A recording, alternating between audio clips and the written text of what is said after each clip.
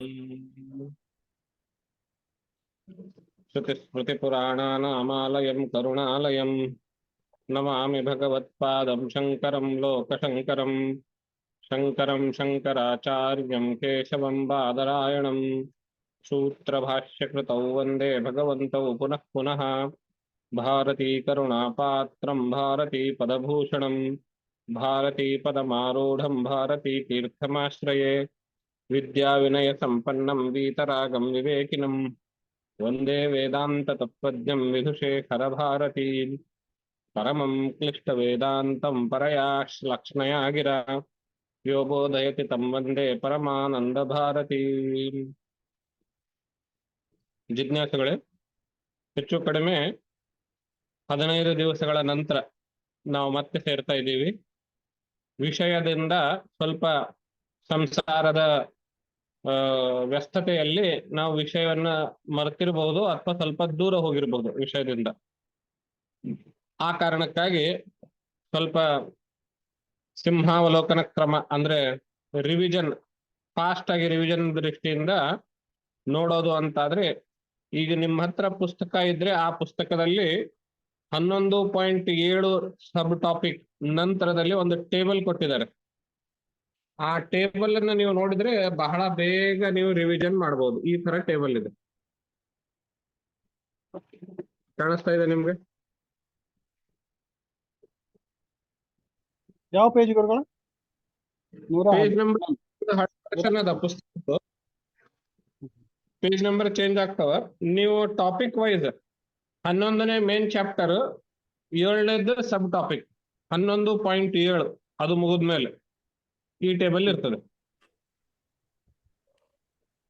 135 page number ಇರಬಹುದು. ಹೊಸ page size ಚಿಕ್ಕದಿರೋದ್ರಿಂದ ನಂಬರ್ ಆಫ್ ಪೇಜ್ ಜಾಸ್ತಿ ಇರಬಹುದು. ಸೂಕ್ಷ್ಮ ಶರೀರ ತಾನಲ್ಲ, ಹಿಂದೆ 11.8 ಸೂಕ್ಷ್ಮ ಶರೀರ ತಾನಲ್ಲ, ಅದಕ್ಕಿಂತ ಹಿಂದೆ ಒಂದು ಟೇಬಲ್ ಇದೆ ನೋಡಿ. ಅಲ್ಲೇ ಇರೋದು ಗುರುಜಿ, ಅದೇ ಸ್ಥೂಲ ಶರೀರದೊಂದು ಟೇಬಲ್ ಅದ ಗುರು, ಸಣ್ಣದದ ಅದು. ಅಂದ್ರೆ ಪುಣ್ಯ, ದೇವತಾ ಶರೀರ, ಪಾಪ, ಕಿರಿಯಕ್ ಶರೀರ. ಅದ್ ಮುಗಿದ್ಮೇಲೆ ಇದೇ ಇದೆ ದೊಡ್ಡ ಟೇಬಲ್. ಆಧ್ಯಾತ್ಮಿಕ, ಸ್ಥಾನ, ದೈವಿಕ, ಅದೇ ಸೂಕ್ಷ್ಮ ಅಂತಃಕರಣ, ಶರೀರಕ್ಕೊಂದಿದೆ. ಸೂಕ್ಷ್ಮ ಶರೀರದ ಶತ್ರುಕ್ತ ವಿವರಗಳು, ಶ್ರುತ್ಯುಕ್ತ ವಿವರ.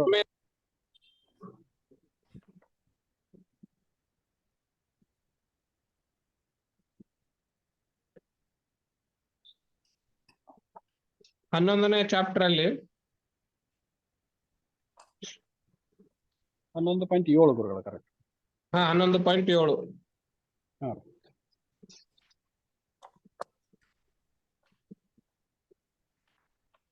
ಪಂಚಕರ್ಮೇಂದ್ರಿಯಗಳು ದುರ್ದು ಕೊಟ್ಟಾನ್ರಿ ಇದನ್ನ. ಈ ಟೇಬಲ್ ಅಲ್ಲಿ ನೋಡಿ, ಈ ಟೇಬಲ್ ಈ ತರ ಇದೆ. ಎಷ್ಟು ದೊಡ್ಡದಿದೆ, ಫುಲ್ ಪೇಜ್ ಟೇಬಲ್ ಇದೆ. 11.7 ಇಲ್ಲ ಗುರುಜಿ, 11.8 ಗೆ ಇರೋದು. ಅಲ್ಲ ಮೇಡಮ್, ಕರ್ಮೇಂದ್ರಿಯಗಳು 11.7 ಇದೆ ಮೇಡಮ್. ಅದು ಆಕ್ಚುಲಿ ಅದು ಇಟ್ ಇಸ್ ಕನ್ಸರ್ನ್ ಟು 11.7 ಇದೆ. ಬಟ್ ಅದಕ್ಕಿಂತ ಮುಂಚೆ ಸೂಕ್ಷ್ಮ ಶರೀರ ಬಂದಿದೆ ಪ್ರಿಂಟ್ ಅಲ್ಲಿ. ಪಂಚಕರ್ಮೇಂದ್ರಿಯಗಳು ಇದೆ 11.7. ಪಂಚಕರ್ಮೇಂದ್ರಿಯಗಳ ಚಾರ್ಟೇ ಇದು. ಈಗ ನಮ್ಮ ಜೀವ ಅಂತ ಹೇಳಿದ ತಕ್ಷಣ, ಈ ಪದ ನಮ್ಮ ಕಿವಿ ಮೇಲೆ ಬಿದ್ದ ತಕ್ಷಣ ನಾವಿವಾಗ ಜೀವ ಪ್ರಕರಣದಲ್ಲಿ ಇದ್ದೀವಿ, ಸರಿನಾ? ಜೀವ ಪ್ರಕರಣದಲ್ಲಿ ಜೀವ ಎನ್ನುವಂತಹ ಪದ ನಮ್ ಕಿವಿ ಮೇಲೆ ಬಿದ್ದ ತಕ್ಷಣ ನಮ್ಮನ್ನ ನಾವು ಸಬ್ಜೆಕ್ಟ್ ಆಗಿ ಇಟ್ಕೊಳ್ತೀವಿ ಸಹಜವಾಗಿ. 3 ಟಾಪಿಕ್ಗಳು. ಒಂದು, ನನ್ನ ಕಣ್ಣಿಗೆ ಕಾಣಿಸೋ ಜಗತ್ತು. ಎರಡನೇದ್ದು, ಈ ಜಗತ್ತಿನ ಕಾರಣ ನನ್ನ ಕಣ್ಣಿಗೆ ಕಾಣಿಸ್ಲಾರದೆ ಇರೋ ಬ್ರಹ್ಮ. ಮೂರನೇದ್ದು, ಸ್ವತಃ ನಾನೇ. ಕರೆಕ್ಟಾ? ಜೀವ ನಾನೇ ಅಂತ ನಾವು ಇಟ್ಕೊಂಡು ಅಲ್ಲಿಂದಲೇನೆ ಶುರು ಮಾಡ್ತೀವಿ. ಸಾಧಾರಣವಾಗಿ ಇನ್ ಜನರಲ್ ನನಗೆ ಯಾವುದೇ ರೀತಿಯ ವೇದಾಂತದ ಸಂಸ್ಕಾರ ಇಲ್ಲ ಅಂಥವ್ರು ತಾನೇ ಕ್ಲಾಸಿಗೆ ಬರೋದು. ದೊಡ್ಡ ದೊಡ್ಡ ಜ್ಞಾನಿಗಳೇನು ಕ್ಲಾಸಿಗೆ ಬರೋದಿಲ್ಲ. ಜಿಜ್ಞಾಸುವಿನ ತಿಳಿದುಕೊಳ್ಳುವ ಹಂತದಲ್ಲಿ ನಾನು ಅಂತ ಹೇಳಿದಾಗ ಆ ಪದದಿಂದ ನಾನು ಹುಟ್ಟಿನಿಂದ ನಾನು ಯಾವ್ದನ್ನ ಅನ್ಕೊಂಡಿದ್ದೇನೆ, ಈ ಶರೀರ ಅಂದ್ರೆ ಮನಸ್ಸುಗಳು ಅದನ್ನೇ ಅನ್ಕೊಳ್ತೀನಿ ನಾನು. ಕರೆಕ್ಟಾ? ಹೌದು. ನಮ್ಗೆ ಗೊತ್ತಿದ್ದ ಜ್ಞಾನದಿಂದಲೇನೆ, ಅಂದ್ರೆ ನಾನು ಈ ಶರೀರ ಅಂತ ಇಟ್ಕೊಂಡಿದ್ದೀನಿ ಅಂತ ಆ ಶರೀರದಲ್ಲಿ ಏನೇನಿದೆ, ನನ್ನಲ್ಲಿ ಏನೇನು ಕಂಪೋನೆಂಟ್ಸ್ ಇದಾವೆ ಅದನ್ನೆಲ್ಲ ಮುಂಚೆ ವಿಶ್ಲೇಷಿಸಿ ಆಮೇಲೆ ಅದು ನೀನಲ್ಲ ಅಂತ ತಿಳಿಸ್ಕೊಡ್ತದೆ ಶಾಸ್ತ್ರ. ನಾವಿವಾಗ ಇದ್ರಲ್ಲಿ ಏನೇನ್ ಕಂಪೋನೆಂಟ್ಗಳಿದಾವೆ ಅನ್ನೋದನ್ನ ನೋಡೋ ಹಂತದಲ್ಲಿದ್ದೀವಿ. ಈ ಜೀವನಲ್ಲಿ 3 ರೀತಿಯ ಶರೀರಗಳು: ಸ್ಥೂಲ ಶರೀರ, ಸೂಕ್ಷ್ಮ ಶರೀರ, ಕಾರಣ ಶರೀರ ಅಂತ ಹೇಳಿ. ಸ್ಥೂಲ ಶರೀರ ಯಾವ್ದ್ರಿಂದ ಮಾಡಿದ್ದು ಹೇಳಿ? ಪಂಚಮಹಾಭೂತಗಳು. ಪಂಚಮಹಾಭೂತಗಳಿಂದ. ಕರೆಕ್ಟ್. ಅದರ ಪ್ರಯೋಜನ ಏನು? ಅದರ ಕೆಲಸ ಏನು? ಭೋಗಕ್ಕೆ ಆಶ್ರಯ ಮಾಡ್ಕೊಂಡ್ರಿ. ಆಶ್ರಯ. ಸೂಕ್ಷ್ಮ ಶರೀರ ಯಾವ್ದ್ರಿಂದ ಮಾಡಿದ್ದು? ಪಂಚ ಕರ್ಮೇಂದ್ರಿಯಗಳು, ಪಂಚ ಪಂಚ ತನ್ಮಾತ್ರೆಗಳಿಂದ. ಪಂಚ ಕರ್ಮೇಂದ್ರಿಯಗಳು, ಪಂಚ ಜ್ಞಾನೇಂದ್ರಿಯಗಳು ಅವೆಲ್ಲ ಇದೆಲ್ಲ, ಅದೆಲ್ಲ ಸೇರಿಸಿ ಸೂಕ್ಷ್ಮ ಶರೀರ ಆಗ್ತದೆ. ಅದು ಯಾವ್ದ್ರಿಂದ ತಯಾರಾಗಿದ್ದು? ಪಂಚ ತನ್ಮಾತ್ರಗಳಿಂದ ತಯಾರಾಗಿದ್ದು. ಕರೆಕ್ಟಾ? ಅದ್ರ ಕೆಲಸ ಏನು ಅಥವಾ ಪ್ರಯೋಜನ ಏನು?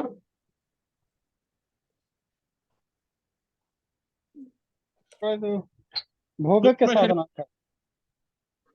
ಸೂಕ್ಷ್ಮ ಶರೀರದ ಭೋಗಕ್ಕೆ ಸಾಧನ ಇದು. ಸಾಧನ. ಭೋಗಕ್ಕೆ ಸಾಧನ. ಸ್ಥೂಲ ಶರೀರ ಭೋಗಕ್ಕೆ ಆಶ್ರಯ ಆದ್ರೆ ಸೂಕ್ಷ್ಮ ಶರೀರ ಭೋಗಕ್ಕೆ ಸಾಧನ, ಇನ್ಸ್ಟ್ರೂಮೆಂಟ್. ಈಗ ನೀವು ಹೆಂಗ್ ತಿಳ್ಕೊಳ್ಬೇಕು ಅಂದ್ರೆ, ಈ ಶರೀರ ಅದ, ಆದ್ರೆ ಕಣ್ಣಿಲ್ಲ. ಕಣ್ಣು ಅನ್ನೋದು ಸೂಕ್ಷ್ಮ ಶರೀರಕ್ಕೆ ಸಂಬಂಧಪಟ್ಟಿದ್ದು, ಇಂದ್ರಿಯ ತಾನ. ಇವಾಗ ಕಣ್ಣಿಲ್ಲ ಅಂದ್ರೆ ನಾನು ಏನ್ ಭೋಗ ಮಾಡ್ತೀನಿ?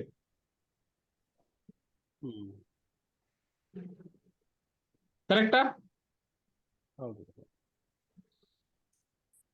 ಕರೆಕ್ಟ್. ಹೀಗಿರುವಾಗ ಈ ಪಂಚ ಪ್ರಾಣಗಳು, ಪಂಚ ಕರ್ಮೇಂದ್ರಿಯಗಳು, ಜ್ಞಾನೇಂದ್ರಿಯಗಳು, ಇವುಗಳ ಕುರಿತಾಗಿ ಅಂತಃಕರಣ, ಪಂಚ ಪ್ರಾಣಗಳು, ಇವುಗಳ ಕುರಿತಾಗಿ ಒಂದು ಟೇಬಲ್ ತಯಾರು ಮಾಡಿದ್ದಾರೆ. ರಿವಿಷನ್ ಮಾಡ್ಲಿಕ್ಕೆ, ನೆನಪಲ್ಲಿ ಇಟ್ಕೊಳ್ಳಿಕ್ಕೆ ಬಹಳ ಬೆಸ್ಟ್ ಆಗಿದೆ. ಆಧ್ಯಾತ್ಮಿಕ ವಿವರಣೆ, ಆದಿ ಭೌತಿಕ ವಿವರಣೆ, ಆದಿ ದೈವಿಕ ವಿವರಣೆ ಮತ್ತು ಅವುಗಳಿರುವ ಸ್ಥಾನ, ಹೀಗೆ ಟೇಬಲ್ ಮಾಡಿಕೊಟ್ಟಿದ್ದಾರೆ.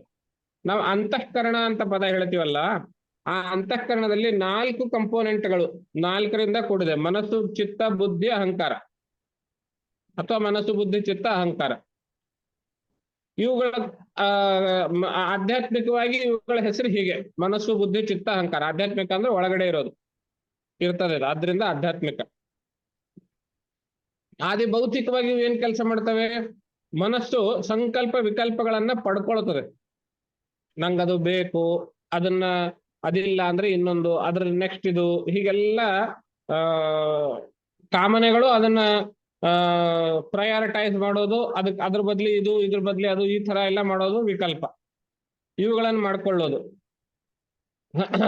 ಅದರ ಸ್ಥಾನ ಅಂತ ನೋಡಿ, ಅಲ್ಲೇ ಆಶ್ಚರ್ಯವಾಗಿದೆ.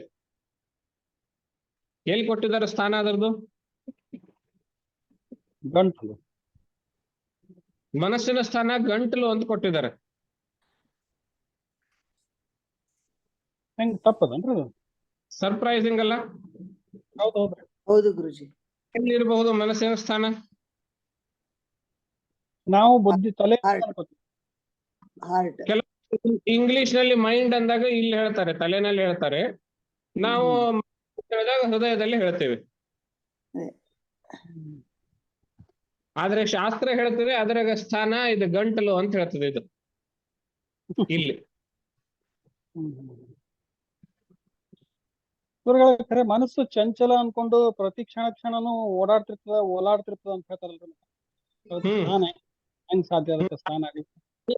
ಅದು ಚಂಚಲ ಇದ್ದಿದ್ದು ಹೌದು, ಆದ್ರೆ ಅದಕ್ಕೆ ಎಲ್ಲಾದ್ರೂ ಒಂದ್ ಕಡೆ ಒರಿಜಿನಲ್ ಸ್ಥಾನ ಅಂತ ಇರ್ಬೇಕಲ್ಲ ಅದಕ್ಕೆ.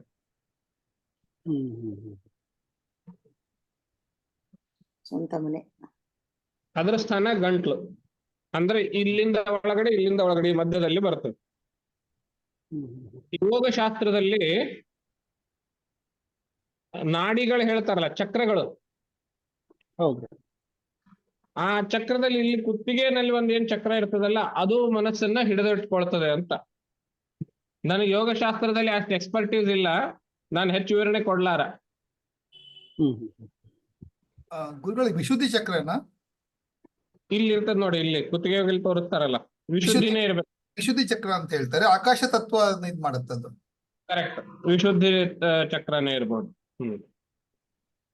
ಅದು ಮನಸ್ಸನ್ನ ಆ ನಿಯಂತ್ರಣದಲ್ಲಿ ಇಟ್ಕೊಳ್ಳೋದು ಅದರ ಕೆಲಸ, ಅಥವಾ ಅದರ ಪರಿಣಾಮದಿಂದ ಮನಸ್ಸಿನಲ್ಲಿ ಆ ಚಕ್ರ ಜಾಗೃತಗೊಂಡಾಗ ಮನಸ್ಸು ನಮ್ಮ ಹಿಡಿತದಲ್ಲಿ ಇರ್ತದೆ ಅನ್ನೋದು ಯೋಗಶಾಸ್ತ್ರದ ಸಿದ್ಧಾಂತ.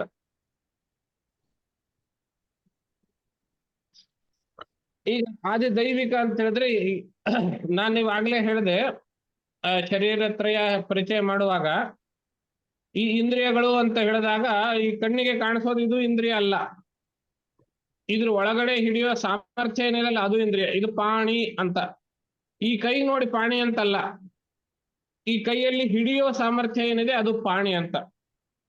ಹಾಗೇನೆ ಪ್ರತಿಯೊಂದಕ್ಕೂ ಒಂದೊಂದು ಸಾಮರ್ಥ್ಯಕ್ಕೆ ಹೆಸರುಗಳು, ಅದೆಲ್ಲ ಈ ಇಂದ್ರಿಯಗಳ ಎಲ್ಲ ಹೆಸರುಗಳು ಸಾಮರ್ಥ್ಯಕ್ಕೆ ಹೆಸರು. ಆ ಸಾಮರ್ಥ್ಯ ಬರ್ಬೇಕು ಅಂತ ಹೇಳಿದ್ರೆ ನೆನ್ಪು ಮಾಡ್ಕೊಳ್ಳಿ, ಯಾವುದೇ ಕೆಲಸ ನಡಿಬೇಕು ಅಂತ ಹೇಳಿದ್ರೆ ಸಾಮರ್ಥ್ಯ ಭಗವಂತನಿಂದ ಬಂದಿರ್ತದೆ. ಬೇರೆ ಬೇರೆ ದೇವತೆಗಳಿಗೆ ಒಂದೊಂದು ಸಾಮರ್ಥ್ಯವನ್ನ ವಿಂಗಡಿಸಿರ್ತಾನೆ.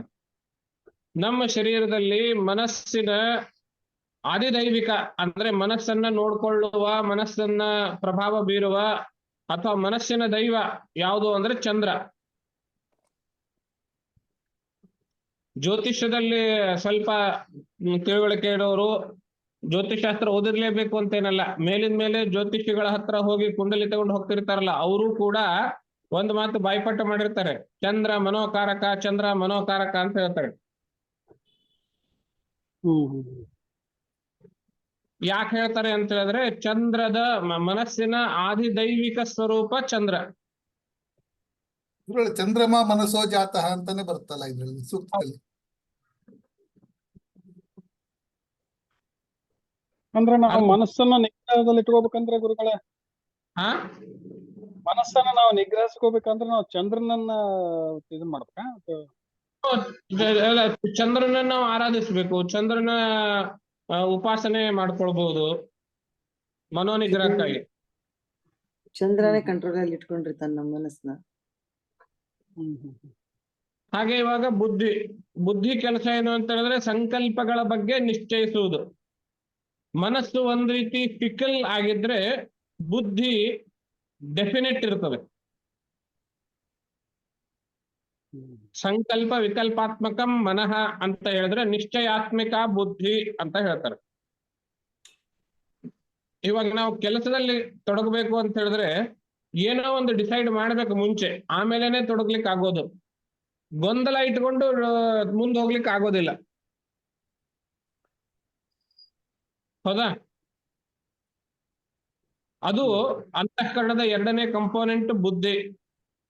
ಅದೇನ್ ಕೆಲಸ ಮಾಡ್ತದೆ? ಮನಸ್ಸು ಹುಟ್ಟಿಸಿರುವ ಸಂಕಲ್ಪಗಳಲ್ಲಿ ಒಂದನ್ನ ನಿಶ್ಚಯ ಮಾಡ್ತದೆ. ಒಂದಿರ್ಬೋದು, ಒಂದಕ್ಕೆ 4 ಇರ್ಬೋದು, 10 ಇರ್ಬೋದು, ಒಟ್ಟು ನಿಶ್ಚಯ ಮಾಡ್ತದೆ. ಒಂದೇ ನಿಶ್ಚಯ ಮಾಡ್ಬೇಕು ಅಂತೇನಿಲ್ಲ, ಒಟ್ಟು ನಿಶ್ಚಯ ಮಾಡ್ತದೆ. ನಿಶ್ಚಯ ಮಾಡಿದ್ಮೇಲೆನೆ ಮುಂದೆ ಹೋಗ್ಲಿಕ್ಕೆ ಸಾಧ್ಯ. ಇದ್ರ ಸ್ಥಾನ ಯಾವುದು ಅಂದ್ರೆ ಮುಖ. ಮುಖ ಅಂದ್ರೆ ಇದಿಷ್ಟೇ ಅಲ್ಲ, ಇದಿಷ್ಟು ಮುಖ.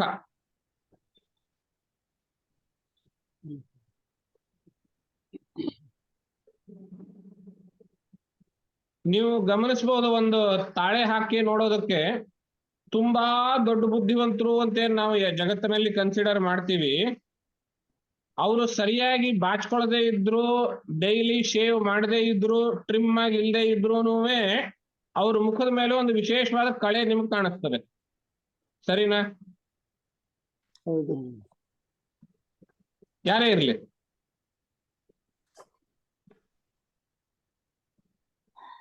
ಬುದ್ಧಿ ಹೊರಸೂಸೋದು ಮುಖದಿಂದ ಅಂತ.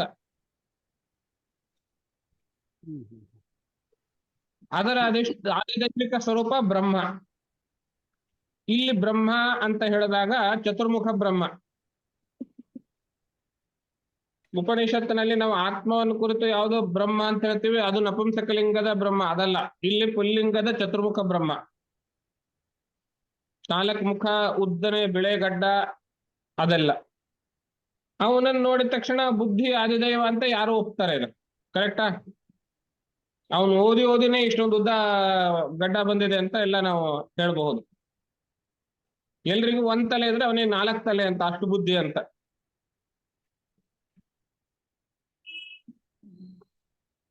ಇನ್ನು ಅಂತಃಕರಣದ 3ನೇ ಕಂಪೋನೆಂಟ್ ಚಿತ್ತ. ಇದ್ರ ಕೆಲಸ ಏನು? ನೆನಪಿಟ್ಕೊಳ್ಳೋದು, ಮೆಮರಿ. ಅದರ ಸ್ಥಾನ ಯಾವುದು? ನಾಭಿ. ಅದಕ್ಕೆ ಅಧಿದೈವತೆ ಯಾರು? ವಿಷ್ಣು.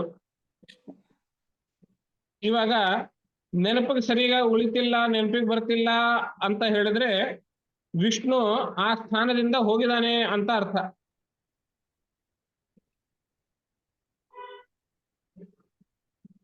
ಈ ಯಾವ ಸರಿಯಾಗಿ ಕೆಲಸ ಮಾಡ್ತಾ ಇಲ್ಲ ಅಂದ್ರೆ ಆಯಾ ಅಧಿದೈವತೆಗಳು ಆ ಸ್ಥಾನದಿಂದ ಹೋಗಿದಾವೆ ಅಂತ ಅರ್ಥ. ಹೋಗಿದಾವೆ ಅಂದ್ರೆ ತಮ್ಮ ಸ್ಥಾನಕ್ಕೆ ಹೋಗಿರ್ತವೆ, ಇಲ್ಲಿ ನಿವಾಸ ಮಾಡ್ಲಿಕ್ಕೆ ಬಂದಿರ್ತವೆ ಈ ಶರೀರದಲ್ಲಿ. ಅವುಗಳು ಅವ್ರದ್ದು ಕೆಲಸ ಮುಗಿದ ಮೇಲೆ ಅವುಗಳು ಹೊರಟು ಹೋಗ್ತವೆ. ಅದ್ ಮುಂದೆ ಮರಣ ಕ್ರಮ ಬಂದಾಗ ಹೇಳ್ತೀನಿ, ಇವತ್ತೇ ಹೇಳ್ತೀನಿ. ಇನ್ನು ಅಹಂಕಾರ. ಅಹಂಕಾರ ಅಂತ ಹೇಳಿದ್ರೆ ನಾವು ಅರಿಷಡ್ ವರ್ಗಗಳಿಂದ ಅಹಂಕಾರ ಅಂತ ಇಟ್ಕೊಳ್ಬಾರ್ದು. ನಾನು ಅಂತ ಇಟ್ಕೊಳ್ತೀವಲ್ಲ ಅಭಿಮಾನ, ಅದನ್ನ ಇಲ್ಲಿ ಅಹಂಕಾರ ಅನ್ಬೇಕು. ಇಲ್ಲಿ ಗಮನಿಸಿ ನೀವು, ಅಹಂಕಾರ ಇಲ್ಲದೆ ಇದ್ರೆ ಕೆಲಸ ಶುರು ಆಗೋದೇ ಇಲ್ಲ. ನಾನು ಮಾಡ್ತೀನಿ ಅಂತ ಮುಂದೆ ಬಂದಾಗ್ಲೇನೆ ಕೆಲಸ ಆಗೋದು. ನಾನು ಅನ್ನೋದು ತೆಗೆದಿಟ್ಬಿಟ್ರೆ ಕೆಲಸನೇ ಆಗೋದಿಲ್ಲ. ಯೋಚನೆ ಮಾಡಿ ನೋಡಿ. ಪ್ರತಿಯೊಂದಕ್ಕೂ ನಾನ್ ಮಾಡ್ತೀನಿ ಅಂತ ಅನ್ಕೊಂಡ್ರೇನೆ ಕೆಲಸ ಮಾಡಕ್ಕಾಗುತ್ತೆ. ಮಾಡ್ತೀನಿ ಅಂತ ಮನಸ್ಸಿಗೆ ಬಂದ್ರೇನೆ ಆಗ್ತದೆ. ನಾನ್ ಮಾಡ್ತೀನಿ ಅನ್ನೋದ್ರಲ್ಲಿ ನಾನು ಅನ್ನೋದು ಇದೆ ತಾನೆ. ಹೌದು. ಇದುವೇ ಅಹಂಕಾರ. ಗುರುಜಿ ಮುಖ ಬರೀ ಎಕ್ಸ್ಪ್ರೆಷನ್ ಸಾರಿ, ನಾನು ಅಂತ ತೋರಿಸುವಾಗ ಯಾರು ಬೆನ್ ಮುಟ್ಕೊಂಡು ತೋರಿಸೋದಿಲ್ಲ, ಎದೆ ನಾನು ಮುಟ್ಕೊಂಡು ಮುಟ್ಕೊಂಡೇ ತೋರಿಸ್ತಾರೆ.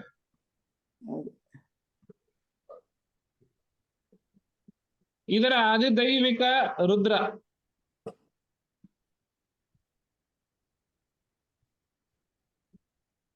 ಇದು ಸುಮ್ನೆ ನೆನ್ಪಿಟ್ಕೊಂಡು ಹೋಗ್ಲಿ. ಇಲ್ಲೇನು ನಾವು ತರ್ಕ ಎಕ್ಸ್ಪ್ಲನೇಷನ್ ಏನ್ ಜಾಸ್ತಿ ಇರೋದಿಲ್ಲ, ನಿಮ್ಗೆ ಗೊತ್ತಿರಲಿ. ಇನ್ನು ಪಂಚಪ್ರಾಣಗಳು. ಪಂಚಪ್ರಾಣಗಳ ಬಗ್ಗೆ ಒಂದ್ ಮಾತು ನೆನಪಲ್ಲಿ ಇಟ್ಕೊಳ್ಳಿ. ಯೋಗಶಾಸ್ತ್ರದಲ್ಲಿ ಹೇಳಿರುವ ಪಂಚಪ್ರಾಣಗಳ ಕೆಲಸನೇ ಬೇರೆ, ಅದರ ವಿವರಣೆನೇ ಬೇರೆ.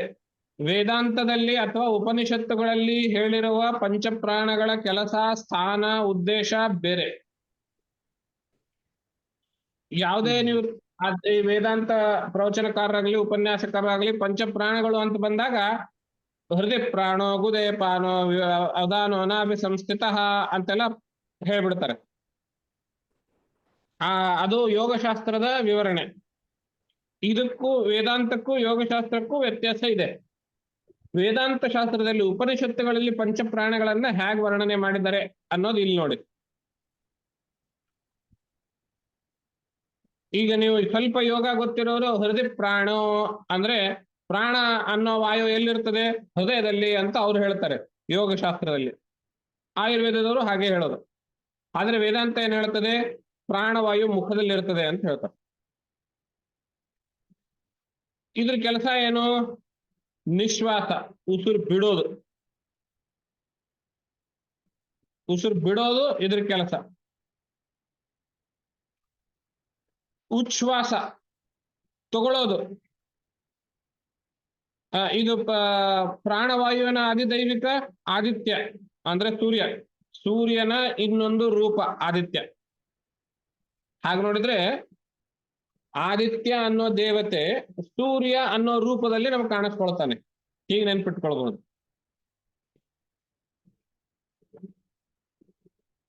ಅಪಾನವಾಯುವಿನ ಆದಿಭೌತಿಕ ಕೆಲಸ ಉಚ್ಛ್ವಾಸ, ಉಸಿರು ತಗೊಳ್ಳೋದು, ಉಸಿರು ಮೇಲಕ್ಕೆತ್ಕೊಳ್ಳೋದು. ಬುಧದ ಗುಹ್ಯಗಳು. ಇವಾಗ ಉಸಿರು ಗಟ್ಟಿಯಾಗಿ ಹಿಡ್ಕೊಳ್ತೀವಿ ಅಂತಂದ್ರೆ ಮೇಲಕ್ಕೆ ಎತ್ಕೊಳ್ಳೋದು, ಉಚ್ಛ್ವಾಸ ಅಂದ್ರೆ ಮೇಲಕ್ಕೆ ಎತ್ಕೊಳ್ಳೋದು, ಉಸಿರು ಬಿಡುವಾಗ ಕೆಳಗೆ ತಾನೇ ಬರೋದು. ಉಚ್ಛ್ವಾಸ ಅಂದ್ರೆ ಮೇಲಕ್ಕೆ ತಗೊಳ್ಳೋದು, ಗುದದ್ವಾರದಿಂದ ನಾವು ಮೇಲಕ್ಕೆ ತೆಗೆದುಕೊಳ್ಳೋದು, ಅದರ ಸ್ಥಾನ ಅಪಾನ ವಾಯುವುದು. ಅದಕ್ಕೆ ಆದಿದೈವಿಕ ಪೃಥ್ವಿ ಅನ್ನೋ ದೈವ. ವ್ಯಾನವಾಯು ಉಸಿರನ್ನು ಬಿಗಿ ಹಿಡಿಯೋದು. ಇದು ಎಲ್ಲೆಲ್ಲಿರ್ತದೆ? ಸಮಸ್ತ ನಾಡಿ ಮಂಡಲಗಳಲ್ಲಿ ಇರ್ತದೆ.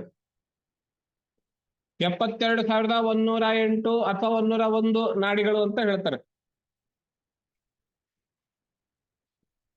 ಅದರ ಆದಿದೈವ ವಾಯು. ಉದಾನ ವಾಯು ನಮಗೆ ಪ್ರಾಣೋತ್ಕ್ರಮಣ ಆಗುವಾಗ ಯಾವ ವಾಯು ನಮ್ಮನ್ನು ಮುಂದಿನ ಲೋಕಕ್ಕೆ ಕರೆದುಕೊಂಡು ಹೋಗ್ತದೆಯೋ ಅದು ಉದಾನ ವಾಯು. ಅದು ಎಲ್ಲಿರ್ತದೆ? ಹೀಗೆ ತಲೆಯಿಂದ ಕೆಳಗಡೆ ಹೀಗೆ ಒಂದು ಸ್ಟ್ರೈಟ್ ಲೈನ್ ಎಳೆದ್ರೆ ಆ ಲೈನ್ ಅಲ್ಲಿ ಇರ್ತದೆ. ಈ ಕಡೆನೂ ಅಲ್ಲ, ಈ ಕಡೆನೂ ಅಲ್ಲ. ಅದಕ್ಕೆ ಆದಿದೈವಿಕ ತೇಜಸ್ಸು, ಅಗ್ನಿ. ಸಮಾನವಾಯು ಆಹಾರವನ್ನ ಜೀರ್ಣ ಮಾಡಿ ಎಲ್ಲಾ ಕಡೆ, ಶರೀರದ ಎಲ್ಲ ಕಡೆಗೆ ರಕ್ತದ ಮೂಲಕ ಕಳಿಸೋದೇನಿದೆ ಅಲ್ಲ, ಬ್ಲಡ್ ಫ್ಲೋ ಆಗ್ಬೇಕು ಅಂದ್ರೆ ಏರ್ ಬೇಕು ತಾನೆ, ಆ ಕೆಲಸ ಆ ಸಮಾನವಾಯು ಮಾಡೋದು. ಅದರ ಸ್ಥಾನ ನಾಭಿ. ಆದಿದೈವಿಕ ಆಕಾಶ. ಆಕಾಶ ಅನ್ನೋದು ದೈವತೆ ಅದ್ರಲ್ಲಿ. ಇನ್ನು ಜ್ಞಾನೇಂದ್ರಿಯಗಳ ಬಗ್ಗೆ ಹೇಳೋದಾದ್ರೆ ಗುರುಗಳು ಒಂದೇ ಪ್ರಶ್ನೆ, ಆ ಒಂದು ಪ್ರಶ್ನೆ ಗುರುಗಳ. ಹಾ ಅದೇ ಈಗ ಪ್ರಸ್ತುತದಲ್ಲಿ ಆಧ್ಯಾತ್ಮಿಕ ಅಂತಃಕರಣದೊಳಗ ಆ ಬುದ್ಧಿ ಸಂಕಲ್ಪಗಳ ಬಗ್ಗೆ ನಿಶ್ಚಯಿಸೋ ಅದ್ರದ್ದು ಸ್ಥಾನ ಮುಖ ಅಂತ ಹೇಳಿದ್ರಲ್ಲ, ಮತ್ತೆ ಇಲ್ಲಿ ಪ್ರಾಣ ಕೂಡ ಮುಖ ಅಂತಾನೆ ಬರ್ತದೆ. ಅಲ್ಲಿ ಆದಿದೈವ ಚಂದ್ರ, ಇಲ್ಲಿ ಆದಿದೈವ ಸೂರ್ಯ. ಅಂದ್ರೆ ನಾವು ಸೂರ್ಯ ಚಂದ್ರ ಇಬ್ಬರನ್ನು ಆರಾಧಿಸಿದ್ರೆ ನಮಗ ಮುಖದೊಳಗೆ ಒಂದೇ ಕಡೆ ಇರುವಂತ ಸ್ಥಾನದೊಳಗೆ ಸಂಕಲ್ಪಗಳ ಬಗ್ಗೆ ಅಂದ್ರೆ ಬುದ್ಧಿನೂ ನಿಗ್ರಹ ಮಾಡಬಹುದು, ಪ್ರಾಣವಾಯುನು ನಿಗ್ರಹ ಆಯ್ತಲ್ಲ. ಹೌದ್ರಿ? ಹೌದು, ಅಲ್ಲ, ಒಂದು ಮುಖದಾಗ ಎರಡು ಸರಿಯಾಗಿದೆ. ಬುದ್ಧಿ ಮತ್ತು ಪ್ರಾಣವಾಯು ಒಂದೇ ಕಡೆ ಇದ್ದಾವೆ ಅಂತ ಅರ್ಥ ಆಯ್ತು. ಹೌದು. ಆಯ್ತು ಗುರುಗಳೇ, ಆಗ್ಲಿ. ಧನ್ಯವಾದ. ಆದ್ರಿಂದಲೇನೆ ನೀವು ನೋಡಿ, ಈಗ ಆಧುನಿಕರು ಒಂದು ಪ್ರಯೋಗ ಮಾಡ್ತಾರೆ. ಬಹಳ ಟೆನ್ಷನ್ ನಲ್ಲಿದ್ದಾಗ ಜೋರಾಗಿ ಉಸಿರು ಬಿಡು ಅಂತ ಹೇಳ್ತಾರೆ. ಉಸಿರು ಬಿಟ್ಟು ಆಮೇಲೆ ಯೋಚನೆ ಮಾಡು, ಸ್ವಲ್ಪ ಮೈಂಡ್ ರಿಲ್ಯಾಕ್ಸ್ ಆಗ್ತದೆ, ಆಮೇಲೆ ನಿಂಗೆ ಸೊಲ್ಯೂಷನ್ ಹೊಳಿರ್ತದೆ. ಇದೆಲ್ಲ ಮ್ಯಾನೇಜ್ಮೆಂಟ್ ಟೆಕ್ನಿಕ್ಸ್. ಹೌದು ತಾನೆ? ಹೌದು, ಪ್ರಯೋಗ ಮಾಡ್ತಾರೆ. ನಿದ್ದೆ ಬರದೇ ಇದ್ರು ಆ ಪ್ರಯೋಗ ಯಶಸ್ವಿನೂ ಆಗ್ತದೆ. ನಾವು ಬಹಳ ಟೆನ್ಸ್ಡ್ ಆಗಿರುವಾಗ ಅಥವಾ ಪ್ಯಾನಿಕ್ ಆಗಿರುವಾಗ ಒಂದು ಸಮಯ, ಒಂದು ಕ್ಷಣ ನಾವು ಸ್ಟೆಪ್ ಬ್ಯಾಕ್ ಆಗಿ, ಅಂದ್ರೆ ಫಿಸಿಕಲಿ ಸ್ಟೆಪ್ ಬ್ಯಾಕ್ ಅಲ್ಲ, ಯೋಚನೆಯಿಂದ ಸ್ಟೆಪ್ ಬ್ಯಾಕ್ ಆಗಿ ಜೋರಾಗಿ ತಗೊಂಡು ಆಮೇಲೆ ರಪ್ ಅಂತ ಉಸಿರು ಬಿಟ್ರೆ ಅಂತ, ಹಿಂಗು ಇಂಗ್ಲಿಷ್ ಅಲ್ಲಿ ಸೈ ಅಂತ ಹೇಳ್ತಾರೆ, SIGH. ಹೌದೌದು, ಸೈ. ಹಾಗೆ ಮಾಡಿದ್ರೆ ಮೈಂಡ್ ಬಹಳ ರಿಲ್ಯಾಕ್ಸ್ಡ್ ಫೀಲ್ ಆಗ್ತೀವಿ. ಆವಾಗ ನಮಗೆ ಸೊಲ್ಯೂಷನ್ ಕಡೆ ಹೋಗ್ತೀವಿ, ಪ್ಯಾನಿಕ್ ಆಗದೆ. ಇದೆಲ್ಲ ಕೆಲಸ ಮಾಡೋದು ಬುದ್ಧಿದು. ಪ್ರಾಣವಾಯು ಬುದ್ಧಿ ಎರಡು ಸೇರ್ತೀವಿ. ಉಸಿರು ಬಿಡೋದು ಪ್ರಾಣವಾಯು, ಬುದ್ಧಿಗೆ ಡಿಸಿಷನ್ ತಗೊಳಕ್ ಸಹಾಯ ಮಾಡೋದು ಬುದ್ಧಿ. ಸಂಪರ್ಕ ಈಗ ಕರೆಕ್ಟ್. ನಿದ್ದೆ ಬರದೇ ಇದ್ರು ಅಷ್ಟೇ ಗುರುಜಿ, ಎಡಗಡೆ ತಿರ್ಕೊಂಡು 5 ಸರಿ ಉಸಿರಾಡಿದ್ರೆ ನಿದ್ದೆ ಬರುತ್ತೆ ಅಂತ. ಅದನ್ನು ಬುದ್ಧಿ ಅನೇಕ ಯೋಚನೆಗಳಿಂದ ವಾಪಸ್ ಮರಳಿ ಬಂದು ಒಂದ್ ಕಡೆ ನಿಲ್ಲೋದು, ಅದು ಅದರಲ್ಲಿಯೂ ಬುದ್ಧಿದೇ ಕೆಲಸ.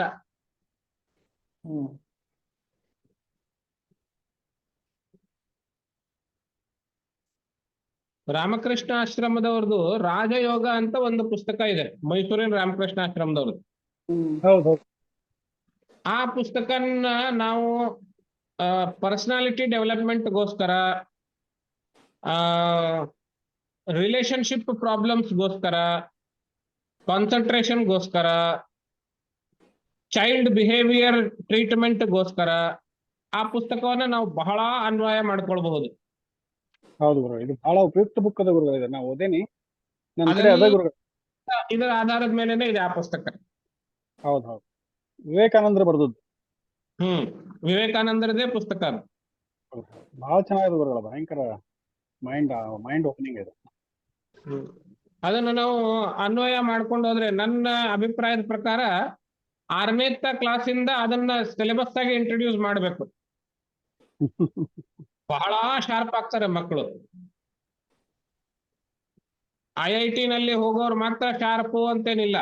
ಈ ರಾಜಯೋಗ ಮಾಡಿದವರು SLC ವರೆಗೇನೆ ಅವ್ರ ಶಾರ್ಪ್ ಆಗಿರ್ತಾರೆ, 6ನೇ ಇಂದ ಶುರು ಮಾಡಿದ್ರೆ.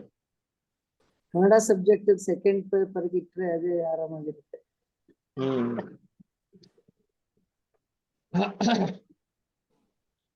ಹೀಗೇನೆ ಇವು ಇಲ್ಲಿ ಎಕ್ಸ್ಪ್ಲನೇಷನ್ ಜಾಸ್ತಿ ಏನಿರೋದಿಲ್ಲ. ಶ್ರೋತ್ರ ಶಬ್ದ ಕೇಳಿಸ್ಕೊಳ್ಳೋದು, ಅದರ ಸ್ಥಾನ ಕಿವಿ, ಅದಕ್ಕೆ ದೇವತೆಗಳು, ದಿಗ್ದೇವತೆಗಳು, ತ್ವಕ್ ಚರ್ಮ ಸ್ಪರ್ಶಿಸೋದು, ಅದರ ದೇವತೆ ವಾಯು, ನೇತ್ರ ರೂಪಗಳನ್ನು ನೋಡೋದು, ಸ್ಥಾನ ಕಣ್ಣು, ಅದರ ದೇವತೆ ಸೂರ್ಯ, ಜಿಹ್ವ ರುಚಿಯನ್ನು ಗುರುತಿಸೋದು, ಅದರ ಸ್ಥಾನ ನಾಲಿಗೆ, ದೇವತೆ ವರುಣ, ಘ್ರಾಣ ವಾಸನೆ ನೋಡೋದು, ಅದರ ಸ್ಥಾನ ಮೂಗು, ಅದರ ದೇವತೆ ಅಶ್ವಿನಿ ದೇವತೆಗಳು.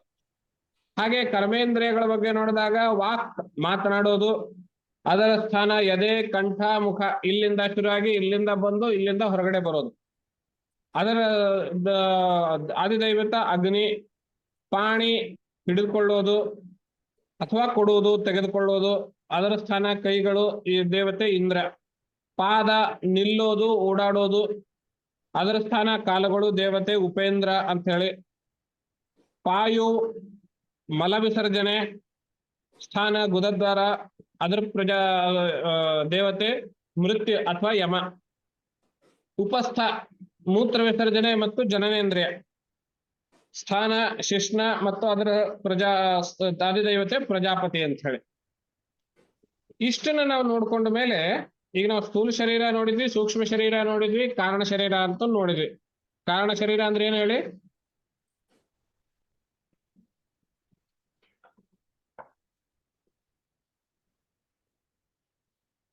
ಕಾರಣ ಶರೀರ ಅಂದ್ರೆ ಏನು? ಸ್ಥೂಲ ಶರೀರ ಸ್ಥೂಲ ಅಂದ್ರೆ ಶರೀರನೂ ಅಲ್ಲ, ಸೂಕ್ಷ್ಮ ಶರೀರನೂ ಅಲ್ಲ ಅಂತ ತೋರಿಸೋದು. ಹೌದು. ಕಾರಣ ಶರೀರ ಅಜ್ಞಾನ. ಅಜ್ಞಾನ, ಕರೆಕ್ಟ್. ಅವಿದ್ಯಾ, ಅವಿದ್ಯೆ ಕಾರಣ ಶರೀರ ಅಂತ ಹೇಳ್ತೀವಿ. ಅದಕ್ಕೆ ಕಾರಣ ಶರೀರ ಯಾಕೆ ಹೆಸರು ಬಂತು, ಕಾರಣ ಅನ್ನೋ ಪದ ಯಾಕೆ ಬಂತ ಹೇಳಿ? ಸಂಸಾರ ಚಕ್ರದಲ್ಲಿ ಸೂಕ್ಷ್ಮ ಶರೀರವನ್ನ ಪದೇ ಪದೇ ಪಡೆದುಕೊಳ್ಳೋದಕ್ಕೆ ಈ ಅಜ್ಞಾನವೇ ಕಾರಣವಾಗಿರೋದ್ರಿಂದ ಅದು ಕಾರಣ ಶರೀರವಾಗುತ್ತದೆ. ಸಿಂಪಲ್ ಆಗಿ ಶರೀರವನ್ನ ಮತ್ತೆ ಪಡ್ಕೊಳ್ಳೋದಕ್ಕೆ ಅಜ್ಞಾನವೇ ಕಾರಣ.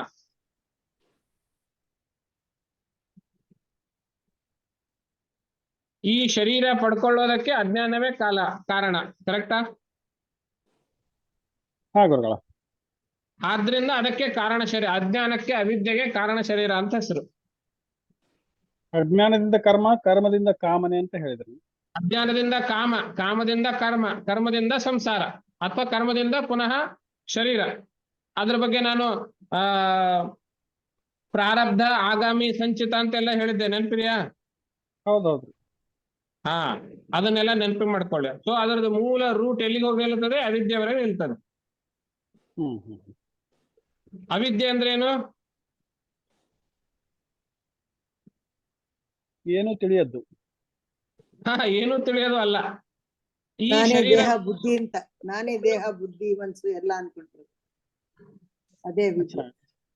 ಈ ಶರೀರೇಂದ್ರಿಯ ಮನಸ್ಸು ಮಾತ್ರ ನಾನು ಅಂತ ತಿಳಿದುಕೊಳ್ಳೋದು ಅವಿದ್ಯೆ. ಇದನ್ನ ಅಂಡರ್ಲೈನ್ ಮಾಡಿ ಹೈಲೈಟ್ ಮಾಡ್ಕೊಳ್ಳಿ.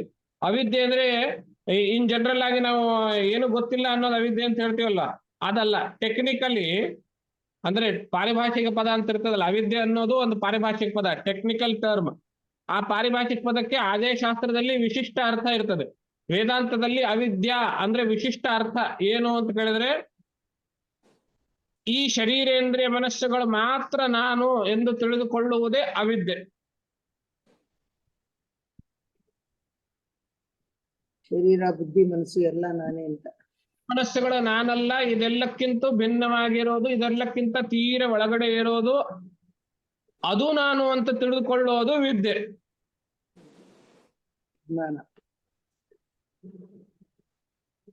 ಆತ್ಮಜ್ಞಾನ ಅನ್ನೋ ಪದ ಬಳಸ್ತಿರ್ತಾನೆ.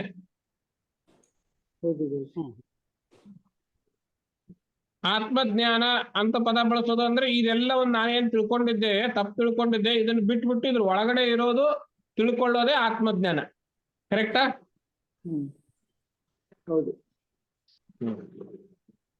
ಈಗ ಇಷ್ಟು ತಿಳ್ಕೊಂಡ ಮೇಲೆ ಈ ಜೀವನಲ್ಲಿ 3 ತರ ಶರೀರಗಳು, ಶರೀರ ತ್ರಯ ಅಂತ ಇದಕ್ಕೆ ಹೇಳ್ತರು. ಸ್ಥೂಲ ಶರೀರ ನಮ್ಮ ಕಣ್ಣಿಗೆ ಕಾಣುವಂತದ್ದು ಚರ್ಮ, ಮಾಂಸ, ಅಸ್ಥಿ, ಮಜ್ಜ ಇವುಗಳಿಂದ ಮಾಡಲ್ಪಟ್ಟಿದ್ದು. ಇದು ಪಂಚ ಮಹಾಭೂತಗಳಿಂದ ತಯಾರಾಗಿದೆ. ಇದ್ರ ಕೆಲಸ ಏನು ಅಂದ್ರೆ ಸಾಧನ, ಭೋಗಕ್ಕೆ ಆಶ್ರಯವಾಗಿದೆ. ಭೋಗಕ್ಕೆ ಆಶ್ರಯವಾಗಿದೆ. ಎರಡನೇದು ಸೂಕ್ಷ್ಮ ಶರೀರ. ಇವು ಪಂಚ ಪ್ರಾಣಗಳು, ಪಂಚ ಕರ್ಮೇಂದ್ರಿಯಗಳು, ಪಂಚ ಜ್ಞಾನೇಂದ್ರಿಯಗಳು, ಮನಸ್ಸು, ಬುದ್ಧಿ, ಚಿತ್ತ, ಅಹಂಕಾರ. 19 ಪಂಚ ಪ್ರಾಣಗಳು ಎಲ್ಲ ಸೇರಿಸ್ಬಿಟ್ಟಿದೆ. ಇವು ಯಾವ್ದರಿಂದ ಮಾಡಲ್ಪಟ್ಟಿದ್ದು? ಪಂಚ ತನ್ಮಾತ್ರೆಗಳಿಂದ ಮಾಡಲ್ಪಟ್ಟಿದ್ದು. ಇವು ಭೋಗಗಳಿಗೆ ಸಾಧನ. ಇದಕ್ಕಿಂತ ಒಳಗಡೆ ಇರೋದು ಕಾರಣ ಶರೀರ. ಅದು ಯಾವುದರಿಂದ ಮಾಡಲ್ಪಟ್ಟಿದೆ? ಅವಿದ್ಯೆಯಿಂದ ಮಾಡಲ್ಪಟ್ಟಿದೆ. ಕಾರಣ ಶರೀರ ಯಾಕೆ? ಈ ಶರೀರ ಮತ್ತೆ ಹುಟ್ಟೋದಕ್ಕೆ ಕಾರಣವೇ ಆಗಿರೋದ್ರಿಂದ ಅದು ಕಾರಣ ಶರೀರ. ಯಾವ್ದು ಕಾರಣ ಆಗಿದೆ? ಅವಿದ್ಯೆಯೇ ಕಾರಣ ಆಗಿದೆ. ಅವಿದ್ಯೆ ಅಂದ್ರೆ ಏನು? ಈ ಶರೀರೇಂದ್ರಿಯ ಮನಸ್ಸುಗಳು ಮಾತ್ರ ಅನ್ನೋದು ಅಂಡರ್ಲೈನ್. ಈ ಶರೀರೇಂದ್ರಿಯ ಮನಸ್ಸುಗಳನ್ನು ಮಾತ್ರ ನಾನು ಎಂದು ತಿಳಿದುಕೊಳ್ಳುವುದು ಅವಿದ್ಯೆ. ಹಾಗಾದ್ರೆ ವಿದ್ಯೆ ಏನು? ಈ ಶರೀರೇಂದ್ರಿಯ ಮನಸ್ಸುಗಳಿಗಿಂತಲೂ ತೀರ ಒಳಗಡೆ ಇದ್ದು ಎಲ್ಲ ಕಡೆಯಲ್ಲೂ ವ್ಯಾಪಿಸಿರುವಂತಹದ್ದು ನಾನು ಅಂತ ತಿಳಿದುಕೊಳ್ಳುವುದು ವಿದ್ಯೆ. ಹೌದಾ? ಯಾವಾಗ ನಾನು ಅದನ್ನು ತಿಳಿದುಕೊಳ್ತೇನೆಯೋ ಆವಾಗ ಎಲ್ಲ ಕಡೆಯಲ್ಲೂ ನಾನೇ, ಎಲ್ಲದರಲ್ಲಿಯೂ ನಾನೇ ಆಗಿರುವುದರಿಂದ ನನಗೆ ಇನ್ನೊಂದು ಪಡ್ಕೊಳ್ಬೇಕು ಅನ್ನೋದು ಏನು ಉಳಿಯೋದಿಲ್ಲ. ಪಡ್ಕೊಳ್ಬೇಕು ಅಂತ ಉಳಿಯೋದಿಲ್ಲ ಅಂದ್ರೆ ಕಾಮ ಇಲ್ಲ. ತೈತ್ರಿಯದಲ್ಲಿ ಭಗವತ್ಪಾದರು ಬಹಳ ಸುಂದರವಾದ ಪದ ಬಳಸ್ತಾರೆ. ಆಪ್ತ ಕಾಮೋ ಹಿ ಆತ್ಮಕಾಮಃ ಅಂತ. ಎಲ್ಲವನ್ನೂ ಪಡೆದುಕೊಂಡವನಿಗೆ ಪಡೆದುಕೊಳ್ಬೇಕು ಅನ್ನೋದು ಏನು ಉಳಿದಿರೋದಿಲ್ಲ. ಆದ್ರಿಂದ ಅವನ ಆತ್ಮನಲ್ಲಿಯೇನೆ ನೆಲೆ ನಿಲ್ತಾನೆ ಅಂತ. ಎಲ್ಲವನ್ನೂ ಪಡೆದುಕೊಂಡವನು ಅಂತ ಹೇಳಿದ್ರೆ ಫಿಸಿಕಲಿ ಎಲ್ಲವನ್ನು ಪಡೆದುಕೊಳ್ಳೋದು ಅಂತಲ್ಲ. ಎಲ್ಲವೂ ತಾನೇ ಎಂದು ತಿಳಿದುಕೊಂಡಾಗ ಅವನು ಎಲ್ಲವೂ ಪಡೆದಿದ್ದಕ್ಕೇನೆ ಸಮ. ಆದ್ರಿಂದ ಅವನು ಆತ್ಮನಲ್ಲಿಯೇನೆ ನೆಲೆ ನಿಲ್ತಾನೆ. ಆಪ್ತ ಕಾಮೋಹಿ ಆತ್ಮಕಾಮಃ ಎನ್ನುವಂತಹದ್ದು ತೈತ್ರಿಯದಲ್ಲಿ ನಾವು ನೋಡ್ತೇವೆ. ಹಾಗೆ ಆ ತೈತ್ರಿಯದ ಆಧಾರದ ಮೇಲೆ ನಾವು ಶರೀರೇಂದ್ರಿಯ ಮನಸ್ಸುಗಳು ಮಾತ್ರ ನಾನು ಎಂಬುವಂತಹ ಅವಿದ್ಯೆಯನ್ನ ಹೊಡೆದಾಕಿ ಅವೆಲ್ಲಕ್ಕಿಂತಲೂ ಭಿನ್ನವಾಗಿ ತೀರ ಒಳಗಡೆ ಇದ್ದು ಅದು ನಾನು, ಅದು ಎಲ್ಲ ಕಡೆಯೂ ವ್ಯಾಪಿಸಿದೆ, ಹಾಗಾಗಿ ನಾನೂ ಎಲ್ಲ ಕಡೆಯಲ್ಲೂ ವ್ಯಾಪಿಸಿದ್ದೇನೆ ಎನ್ನುವಂತಹ ತಿಳುವಳಿಕೆ ಏನಿದೆ ಅದು ಜ್ಞಾನ. ಹೌದಾ? ಅಲ್ಲಿಗೆ ಹೋಗ್ಬೇಕು ನಾವು. ಅಷ್ಟು ಬೇಗ ಬರೋದಿಲ್ಲ. ಮೊದಲನೇ ಹಂತದಲ್ಲಿ ಈ ಶರೀರೇಂದ್ರಿಯಗಳು ನಾನಲ್ಲ ಅಂತ ತಿಳಿದುಕೊಳ್ಳೋದು ಫಸ್ಟ್ ಸ್ಟೆಪ್. ಅದನ್ನ ಈ ಸೂಕ್ಷ್ಮ ಶರೀರ, ಸ್ಥೂಲ ಶರೀರ ನಾನಲ್ಲ ಅನ್ನೋದಕ್ಕೆ ನಿಮ್ಗೆ ಏನಾದ್ರೂ ಡೌಟ್ ಇದೆಯಾ?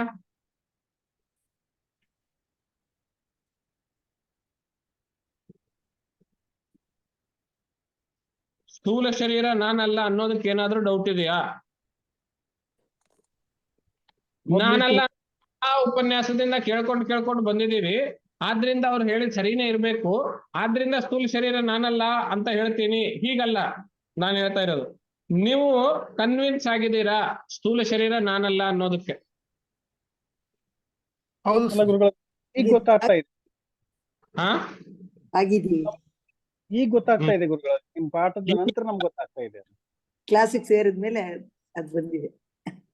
ಒಂದು ವೆರಿ ಇಂಟ್ರೆಸ್ಟಿಂಗ್ ಎಕ್ಸಾಂಪಲ್ ಕೊಡ್ತೀನಿ, ಆಧುನಿಕ ಉದಾಹರಣೆ. ಸ್ಥೂಲ ಶರೀರ ನಾನಲ್ಲ ಅನ್ನೋದಕ್ಕೆ ಟ್ರಾನ್ಸ್ಪ್ಲಾಂಟೇಶನ್ ಮಾಡ್ತಾರೆ ವೈದ್ಯರು. ಅಂಗಾಂಗಗಳ ಮರುಜೋಡಣೆ ಅಥವಾ ಕೃತಕ ಜೋಡಣೆ. ಅದೆಲ್ಲ ಪೇಪರ್ ಅಲ್ಲೆಲ್ಲ ದೊಡ್ಡ ಸುದ್ದಿ ಆಗ್ತದೆ. ಚೆನ್ನೈನಲ್ಲಿ ಯಾರೋ ಒಬ್ರು ಬ್ರೈನ್ ಡೆಡ್ ಅಂತ ಘೋಷಣೆ ಆದ್ಮೇಲೆ 5 ಗಂಟೆನಲ್ಲಿ ಅವರ ಒಂದು ಹಾರ್ಟ್ ಅನ್ನ ತೆಗೆದುಕೊಂಡು ಬೆಂಗಳೂರಲ್ಲಿ ಇರುವ ಒಬ್ಬ ವ್ಯಕ್ತಿಗೆ ಹಾರ್ಟ್ ಅನ್ನ ಜೋಡಿಸ್ತಾರೆ. ಹಾಗೆ ಹಾರ್ಟ್ ಜೋಡಿಸಿದ್ಮೇಲೆ ಅವನು ಅದೇ ವ್ಯಕ್ತಿ ಆಗಿರ್ತಾನೋ ಬೇರೆ ವ್ಯಕ್ತಿ ಆಗಿರ್ತಾನೋ?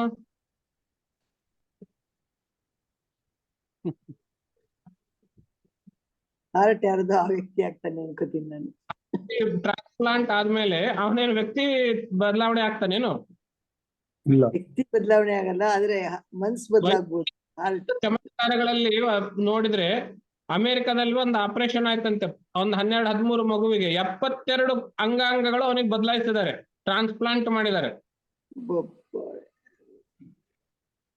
ಅವನ್ ಕಿಡ್ನಿ ಬೇರೆದು, ಲಿವರ್ ಬೇರೆದು, ಹಾರ್ಟ್ ಬೇರೆ ಒಬ್ರದು, ಕಣ್ಣು ಬೇರೆ ಒಬ್ರದು, ಎಲ್ಲವೂ ಬೇರೆ. ಆ ವ್ಯಕ್ತಿ ಹಾಗೆ ಇರ್ತಾನೇನೋ ಅಥವಾ ಬೇರೆ ಆಗಿರ್ತಾನೋ? ಅವ್ನು ಹಾಗೆ ಇರ್ಬೇಕು. ಅಷ್ಟೊಂದು ಜನದ್ದೆಲ್ಲ ಎಲ್ಲ ಎಷ್ಟು ಅಂಗಾಂಗಗಳು ಬದಲಾವಣೆ ಆದ್ರೂನುವೆ ಆ ವ್ಯಕ್ತಿ ಬದಲಾವಣೆ ಆಗ್ತಾನಾ? ಇಲ್ಲ. ಇಲ್ಲ ಅಂದ್ರೆ ಈ ಇವಾಗ ಕಾಸ್ಮೆಟಿಕ್ ಸರ್ಜರಿ ಮಾಡಿದಾಗ ಮೇಲ್ಗಡೆ ಇರೋ ಚರ್ಮನೂ ತೆಗೆದು ಬೇರೆ ಚರ್ಮ ಹಾಕ್ತಾರೆ.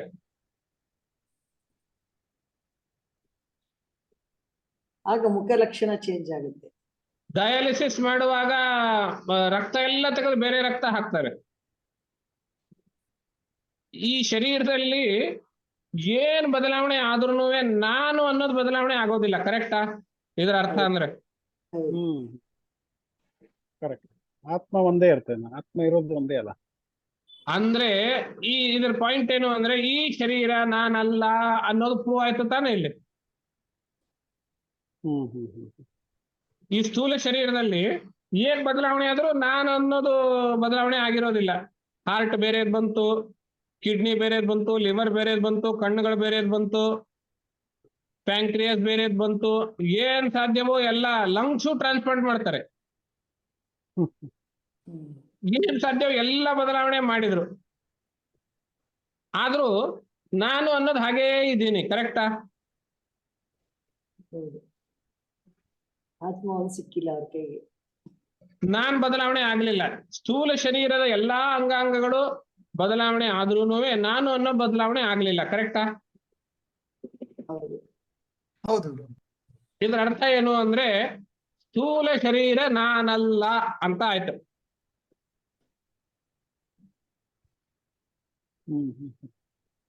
ಒಪ್ಪಿದ್ರ?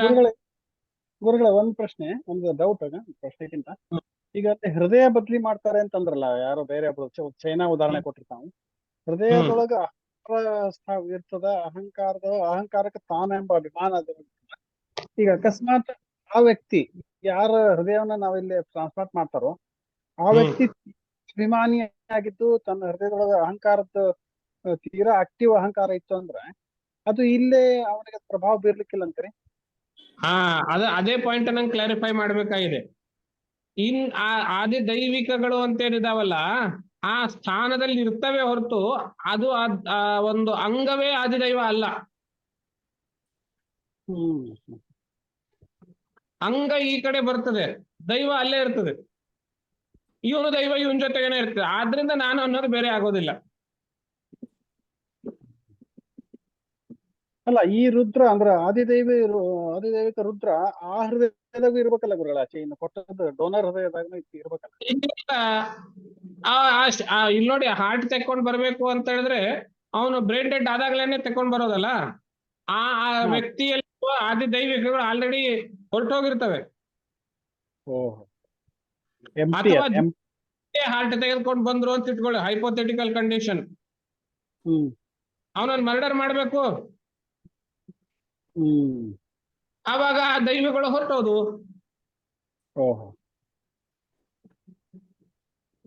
ಎಂಟಿ ಹೃದಯ. ಅಂದ್ರೆ ಇದರಲ್ಲಿ ಆ ದೈವನೇ ಹೃದಯ ಅಂಗ ಅಲ್ಲ, ಅಂಗದಲ್ಲಿ ಇರ್ತದೆ. ಅಂಗ ಅಲ್ಲಿಂದ ಹೋಗ್ಬೇಕು ಅಂದ್ರೆ ಮುಂಚೆನೆ ದೈವ ಹೋಗಿರ್ತದೆ. ಮರಣ ಕ್ರಮ ಬಂದಾಗ ಅದು ನಿಮಗೆ ಸ್ಪಷ್ಟವಾಗ್ತದೆ. ನೆಕ್ಸ್ಟ್ ಅಂದ್ರೆ ಶರ್ಟ್ ಅಂತ ಕನ್ಸಿಡರ್ ಮಾಡ್ಕೊಳ್ಳಿ ಸರ್. ಶರ್ಟ್ ಗಳು ಚೇಂಜ್ ಆಗ್ತಾ ಇರುತ್ತೆ, ಆದ್ರೆ ಒಳಗಡೆ ಇರೋದು ಬೇರೆ ಇರ್ತಾನೆ ಅದು. ಅದಕ್ಕಿಂತ ದೊಡ್ಡ ಅರ್ಥ ಇಲ್ಲ ಶರ್ಟೆ.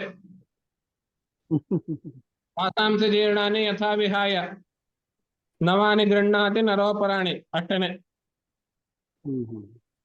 ಸ್ಥೂಲ ಶರೀರದ ಬಗ್ಗೆ ಡೌಟ್ ಇಲ್ಲ. ಇದನ್ನೇ ಶಾಸ್ತ್ರದಲ್ಲಿ ಹೇಗೆ ಹೇಳ್ತಾರೆ, ಈ ಕೃತಕ ಅಂಗಾಂಗ ಜೋಡಣೆ ಅದು ಇದು ಯಾವಾಗೇನು ಇರ್ಲಿಲ್ಲ ಅನ್ನೋ ಕಾರಣಕ್ಕೆ ಅವ್ರೇನ್ ಹೇಳ್ತಾರೆ, ಚಳಿಗಾಲದಲ್ಲಿ ನಾನು ಹೀಗೆ ಮುದುಡ್ಕೊಂಡು ಕೂತಿರ್ತೇನೆ, ಬೇಸಿಗೆ ಬಂದ ತಕ್ಷಣ ನಾನು ಹೀಗೆ ಉದ್ದ ಕೈಕಾಲು ಚಾಚ್ತೇನೆ, ಆವಾಗ ನನ್ನ ಗಾತ್ರ ಇಷ್ಟಿರ್ತದೆ, ಇವಾಗ ನನ್ನ ಗಾತ್ರ ಇಷ್ಟಾಯ್ತು. ಗಾತ್ರ ಬದಲಾವಣೆ ಆದ ತಕ್ಷಣ ವ್ಯಕ್ತಿಯ ಬದಲಾವಣೆ ಆಗೋದಿಲ್ಲ ಅಂತ ಹೇಳ್ತಾರೆ. ನಹಿ ದೇವದತ್ತಃ ಶೈತ್ಯಕಾಲೇ ಕುಂಚಿತ ಹಸ್ತಪಾದಃ ಉಷ್ಣಕಾಲೇ ಪ್ರಸಾರಿತ ಹಸ್ತಪಾದಃ ಅನ್ಯದ್ ಭವತಿ ಅಂತ ಹೇಳ್ತಾರೆ. ಅಯ್ಯೋ ಇಷ್ಟೇ ಇದ್ದ, ಇವಾಗ ಇಷ್ಟು ದೊಡ್ಡವನಾಗಿದ್ದಾನೆ ಅಂದ್ರೆ ಅವನು ಇವನು ಬೇರೆ ಏನು? ಇವಾಗ ನಾನೇ ಚಿಕ್ಕವನಾಗಿರುವಾಗ ಇಷ್ಟೇ ಇರ್ತೀನಿ, ಇವಾಗ ಇಷ್ಟು ದೊಡ್ಡವನಾಗ್ತೀನಿ, ಅವಾಗ ಅವನು ಆ ಚಿಕ್ಕವನಿರುವ ನಾನು, ಈ ದೊಡ್ಡವನಿರೋ ನಾನು, ಮತ್ತೆ ಮುದುಕ ಆದ ಮೇಲೆ ಮತ್ತೆ ಶರೀರ ಇಷ್ಟ ಆಗ್ತದೆ, ಅವಾಗ ಮುದುಕ ಆದಾಗ ನಾನು, ಈ 3 ಜನ ಬೇರೆ ಬೇರೆನೋ ಒಬ್ರೇನೋ? ಒಬ್ರೇ. ಒಬ್ರೇ ಇಲ್ಲ, 3 ಒಬ್ರೇ. ಎಲ್ರೂ ಒಬ್ರೇ ಆಗಿರೋದ್ರಿಂದ ಈ ಶರೀರಕ್ಕೂ ಸ್ಥೂಲ ಶರೀರಕ್ಕೂ ನಾನುಗೂ ಸಂಬಂಧ ಇಲ್ಲ. ಕರೆಕ್ಟಾ? ಬದಲಾವಣೆ ಆಗೋದು. ಇಲ್ಲ. ಗುರುಗಳೇ, ಏನಾದ್ರು ಇದನ್ನ ನಿದ್ರೆ ವಿಷಯದಲ್ಲಿ ನಿಮ್ಗೆ ಮುಂಚೆನೆ ಹೇಳಿದ್ರಿ ಅನ್ಸುತ್ತೆ. ನಿದ್ರೆ ಮತ್ತೆ ಮೂರ್ಛಾ ವಿಷಯದಲ್ಲಿ ಹೇಳಿದ್ರಿ ನೀವು. ಅದೇ ಪಾಯಿಂಟ್ ಅನ್ನ ನಾನು ಇವಾಗ ಬೇರೆ ಉದಾಹರಣೆಗಳ ಮೂಲಕ ಟ್ರೈ ಮಾಡ್ತಾ ಇದ್ದೀನಿ. ಅದೇ ಒಂದು ಉದಾಹರಣೆ ಸಾಕು, ಬೇರೆ ಯಾವ್ದು ಬೇಕಾಗಿಲ್ಲ. ಸರಿ, ಅದೇ ಉದಾಹರಣೆನೇ ಸಾಕು, ಬೇರೆ ಏನ್ ಬೇಡ. ಆದ್ರೂನು ಈ ತರ ಆಧುನಿಕ ವಿಚಾರಗಳಿಂದಲೂ ನಾವು ತಿಳ್ಕೊಳ್ಬಹುದು ಆ ಪಾಯಿಂಟ್ ಅಂತ. ಹೌದು, ಅದು ಅರ್ಥ ಆಗ್ಬಿಡ್ತು ಅಂತ ಅಷ್ಟೇ ಹೇಳಕ್ಕದೆ. ಇನ್ ಮುಂದೆಲ್ಲ ಉದಾಹರಣೆಗಳು ಅಷ್ಟೇನೆ, ಬಟ್ ಆ ಉದಾಹರಣೆ ತುಂಬಾ ಚೆನ್ನಾಗಿ ಅರ್ಥ ಆಗ್ಬಿಡ್ತು. ಓಕೆ, ಇವಾಗ ಸೂಕ್ಷ್ಮ ಶರೀರ ನಾನಲ್ಲನೋ ಅಥವಾ ನಾನೇನೋ?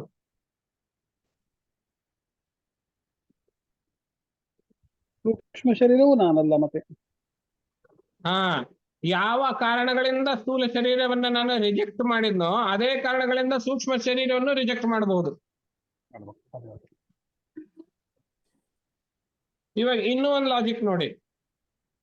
ಈ ಸ್ಥೂಲ ಶರೀರ, ಸೂಕ್ಷ್ಮ ಶರೀರ ಇದೆಲ್ಲ ಸೇರಿ ಕೆಲಸ ಮಾಡ್ತಾ ಇದಾವಲ್ಲ, ಇದೆಲ್ಲವೂ ಒಂದಕ್ಕೊಂದು ಇಷ್ಟು ಪರ್ಫೆಕ್ಟ್ಲಿ ಸಿಂಕ್ರನೈಸ್ಡ್ ಆಗಿ ಕೆಲಸ ಮಾಡ್ತಾ ಇದ್ದಾವೆ ಅಂದ್ರೆ ಒಂದು ಮಷೀನ್ ತರ, ಪರ್ಫೆಕ್ಟ್ಲಿ ಡಿಸೈನ್ಡ್ ಮಷೀನ್ ತರ ಕೆಲಸ ಮಾಡ್ತಾ ಇದೆ. ಕರೆಕ್ಟಾ? ಹೌದು. ಆ ಮಷೀನ್ ಯಾವತ್ತೂ ತನಗೋಸ್ಕರ ಕೆಲಸ ಮಾಡೋದಿಲ್ಲ, ಇನ್ನೊಬ್ರಿಗೋಸ್ಕರನೇ ಕೆಲಸ ಮಾಡುತ್ತೆ ಮಷೀನ್. ಕರೆಕ್ಟಾ? ಹೌದು. ಅಂದ್ರೆ ಆ ಮಷೀನು ಬೇರೆ, ಆ ಇನ್ನೊಬ್ಬನು ಬೇರೆ ಅಂತ ಆಯ್ತಲ್ಲ. ಇನ್ನೊಬ್ಬನು ಅಂದ್ರೆ ಇಲ್ಲಿ ಮಷೀನ್ ಹೊರತಾಗಿ ಅದು ನಾನೇ.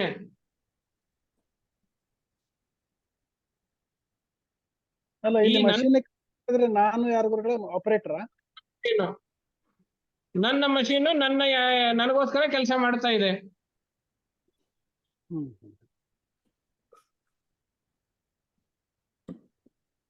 ಆಕ್ಚುಲಿ ಆಯಾ ಭಾಗಗಳ ದೇವತೆಗಳ ಕೆಲಸ ಮಾಡ್ತಾರೆ ಅಲ್ವಾ ಗುರುಜಿ? ಅವ್ರೆಲ್ರೂ ನನಗೋಸ್ಕರ ಬಂದಿದ್ದಾರೆ.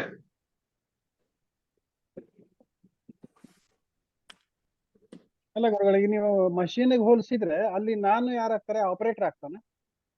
ನೀವು ಆಪರೇಟರ್ ಅನ್ಕೊಳ್ರಿ, ಏನ್ ತೊಂದ್ರೆ ಇಲ್ಲ. ಅಥವಾ ಮಷೀನ್ ಓನರ್ ಅನ್ಕೊಳ್ರಿ. Machine owner.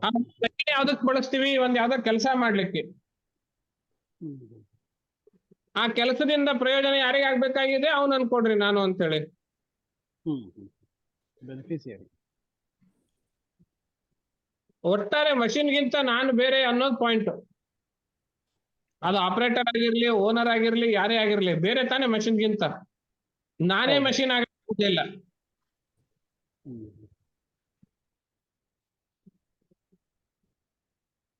ಹೌದಾ? ಈ ಲಾಜಿಕ್ ಇಂದಲೂ ನಾವು ಸ್ಥೂಲ ಸೂಕ್ಷ್ಮ ಶರೀರಗಳು ನಾನಲ್ಲ ಅಂತ ಹೇಳ್ಬೋದು.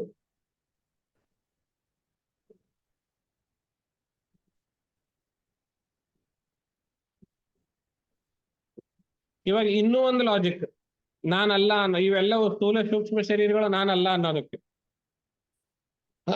ನಾನ್ ವಾಕ್ಯ ಸ್ಟೇಟ್ಮೆಂಟ್ ಹೇಳುವಾಗ ನಾನು ಮತ್ತು ನನ್ನ ಶರೀರ ಅಂತ ವಾಕ್ಯ ಪ್ರಯೋಗ ಮಾಡ್ತೇನೆ. ಹೌದಾ? ನನ್ನ ಶರೀರ ಅಂತ ಹೇಳಿದಾಗ ಅದು ನನಗಿಂತ ಬೇರೆ ತಾನೇ ಇರ್ಬೇಕು. ಆ ವಾಕ್ಯ ಪ್ರಯೋಗದ ಆಧಾರದ ಮೇಲೆಯೇ, ವಾಕ್ಯ ಪ್ರಯೋಗದ ಬಲದಿಂದಲೇನೆ ಈ ಶರೀರ ನಾನಲ್ಲ ಅನ್ನೋದು ಪ್ರೂವ್ ಆಗೋಗ್ತದೆ. ನನ್ನ ಮನೆ, ನನ್ನ ಸಂಪತ್ತು, ನನ್ನ ಹೆಂಡತಿ, ನನ್ನ ಮಗ, ನನ್ನ ಶರೀರ. ಮಧ್ಯ ಗ್ಯಾಪ್. ಈ ನನ್ನ ಅನ್ನೋದಕ್ಕೆ ಸಂಸ್ಕೃತದಲ್ಲಿ ಷಷ್ಠಿ ವಿಭಕ್ತಿ, ಷಷ್ಠಿ ಕಾರಕ. ಇದಕ್ಕೆ ಯಾವ್ದು ಕಾರಕ ಅಂತ ಹೇಳ್ತಾ ಇದ್ದಾರೆ? ಸಂಬಂಧ ಕಾರಕ. ಸಂಬಂಧ ಅಂತ ಆಗಬೇಕು ಅಂತ ಹೇಳಿದ್ರೆ ಎರಡು ಇರಬೇಕಲ್ಲ ಅಲ್ಲಿ. ನಾನು ನನ್ನದು ಇದ್ದಾಗಲೇನೆ ಸಂಬಂಧ ಆಗೋದು. ಅಂದ್ರೆ ನಾನು ಬೇರೆ, ನನ್ನದು ಆದಂತಹ ಈ ಶರೀರ ಬೇರೆ ಆಯ್ತಲ್ಲ ಅಲ್ಲಿ. ವಾಕ್ಯ ಪ್ರಯೋಗದಿಂದಲೇನೆ ನಾವು ಹಗಲು ರಾತ್ರಿ 20 ಬಾರಿ ಇದನ್ನು ಬಳಸ್ತೇವೆ. ಅದರ ಅರ್ಥ, ಅದ್ರ ಹಿಂದ್ಗಡೆ ಇರೋ ಅರ್ಥ ಏನಿದೆ ನೋಡಿ. ಪ್ರತಿಯೊಂದು ಬಾರಿ ನನ್ನ ಶರೀರ ಅಂತ ಹೇಳಿದಾಗ ನಾನಲ್ಲ ಅನ್ನೋದು ನೆನಪಿಸ್ಕೊಡ್ತದೆ. ನಾವು ಕ್ಯಾಚ್ ಮಾಡೋದಿಲ್ಲ ಆ ಸಿಗ್ನಲ್ ಅನ್ನ.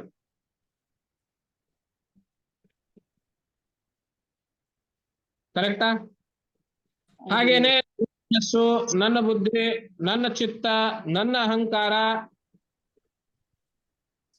ಈಗ ನಮ್ಮ ಮನೆ ಅಂತೀವಿ, ಅದಕ್ಕೆ ಹೇಗೆ ಗುರುಜಿ? ಈ ಆ ನನ್ನ ಮನೆ ಮನೆ. ಇಲ್ಲಿ ಏನ್ ಬೇಡ, ನಾವು ಶರೀರದಾಗ ನೋಡ್ಕೋತೀವಿ. ಈಗ ನಮ್ಮ ಮನೆ ಅದ್ರ ಡೌಟ್ ಏನು? ಎಲ್ರಿಗೂ ಸೇರಿದ್ದು ಅಂತ ಒಬ್ರದಲ್ಲ ಆಗದವಾಗ. ಇವಾಗ ನಾವು ಟಾಪಿಕ್ ಯಾವ್ದು ನಮ್ದು ಇಲ್ಲಿ? ಅಲ್ಲ, ನಮ್ಮ ದೇಹ ಅನ್ಲಿಕ್ಕೆ ಬರಲ್ಲ ಮೇಡಮ್. ನಮ್ಮ ಮನೆ ಅಂದಂಗ ನಮ್ಮ ದೇಹ ಅನ್ಲಿಕ್ಕೆ ಬರೋದಿಲ್ಲ, ನನ್ನ ದೇಹ ಅಂತ ಅನ್ಬೇಕಾಗ್ತದೆ. ಈಗ ನಮ್ಗೆ ಏನ್ ಬೇಕಾಗಿದೆ? ಮನೆ ಬಗ್ಗೆ ತಿಳ್ಕೊಳ್ಬೇಕಾಗಿದೆಯಾ? ಈ ಶರೀರ ನಾನಲ್ಲ ಅಂತ ತಿಳ್ಕೊಳ್ಬೇಕಾಗಿದೆಯಾ? ಶರೀರ ನಾನಲ್ಲ. ಮತ್ತೆ ಈ ಅದಕ್ಕೆ ಎಷ್ಟು ಬೇಕು ನಾವು ಉದಾಹರಣೆ ತಗೊಳ್ಳೋದು? ನಾನೆಂಬುದು ನಾನಲ್ಲ ಅಷ್ಟೇ. ಆಮೇಲೆ ನನ್ ಮನಸ್ಸು ಯಾಕೋ ಇತ್ತೀಚಿಗೆ ಚೆನ್ನಾಗೇ ಇಲ್ಲ, ಏನೋ ಮನಸ್ಸು ಬರ್ತಾ ಇಲ್ಲ ಅಂತೆಲ್ಲ ವಾಕ್ಯ ಪ್ರಯೋಗ ಮಾಡ್ತೀವಿ. ಆವಾಗ ನಾನೇನ್ ಮಾಡ್ತಿದ್ದೀನಿ? ನನ್ನ ಮನಸ್ಸನ್ನ ವಿಷಯೀಕರಿಸಿಕೊಂಡಿದ್ದೇನೆ. ವಿಷಯೀಕರಿಸಿದ್ದೇನೆ ಅಂತಂದ್ರೆ ಅದು ಜ್ಞೇಯವಾಗಿ ಹೋಯ್ತು, ನಾನು ಜ್ಞಾತ ಆದೆ. ಜ್ಞಾತ ಜ್ಞೇಯ ಎರಡು ಬೇರೆ ಬೇರೆನೆ ತಾನೆ.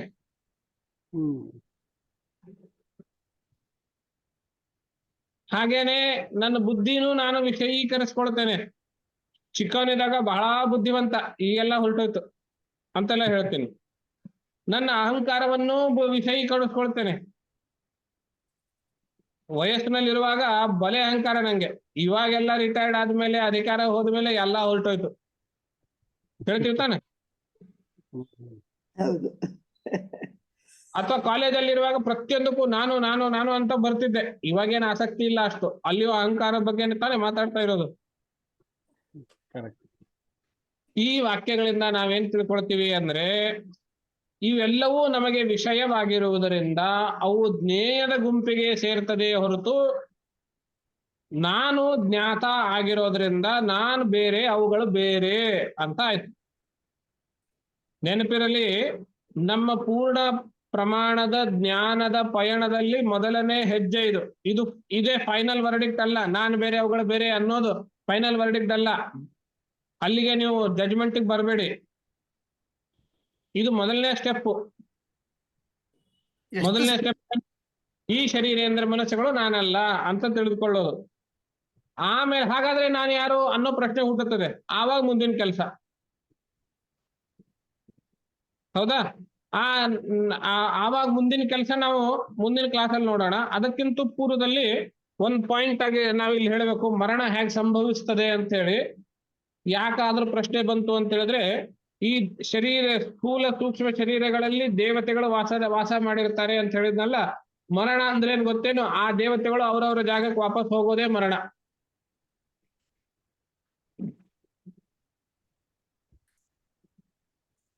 ಈ ಶರೀರದಲ್ಲಿ ಬೇರೆ ಬೇರೆ ಈ ಶರೀರದ ಕಂಪೋನೆಂಟ್ಗಳು ನೋಡಿದ್ವಿ. ಯಾವ ಕಂಪೋನೆಂಟ್ಗಳು ಎಲ್ಲೆಲ್ಲಿ ಅದರದ ಆಧಾರದ ಪಾಯಿಂಟ್ ಯಾವುದು ನೋಡಿದ್ವಿ. ಆ ಸ್ಥಾನದಲ್ಲಿ ದೇವತೆಗಳು ಯಾರು ಇರ್ತಾರೆ ನೋಡಿದ್ವಿ. ಮರಣ ಅಂದ್ರೆ ಆ ದೇವತೆಗಳು ಯಾವಾಗ ಈ ಶರೀರದಿಂದ ಹೊರಟು ಹೋಗ್ತವೆ, ಅದುವೇ ಮರಣ. ಆದ್ರೆ ಯಮ ಧರ್ಮಂಗ್ ಮಾತ್ರ ಹೇಳ್ತೀವಲ್ಲ ಗುರುಜಿ ನಾವು. ಯಮ ಧರ್ಮ ಕರ್ಕೊಂಡು ಹೊಟ್ಟೋದ ಅಂತ ಅವನೊಬ್ಬನಿಗೆ ಹೇಳ್ತೀವಿ. ಎಲ್ಲಾ ದೇವತೆಗಳು ಹೊಟ್ಟೋಗಿರ್ತಾರೆ, ಯಾರು ಇರಲ್ಲ. ಇಲ್ಲ, ಅದು ಈಗ ನಾವು ಡಾಕ್ಟರ್ನು ಏನೋ ಒಂದು 108 ಶರೀರದಲ್ಲಿ ಆಗಿರ್ತದೆ. ಡಾಕ್ಟರ್ ಕೊನೆಗೆ ಒಂದು ಟ್ರಿಗರ್ ಪಾಯಿಂಟ್ ಯಾವ್ದೋ ಒಂದು ಹೇಳಬೇಕಲ್ಲ ಕಾರಣ.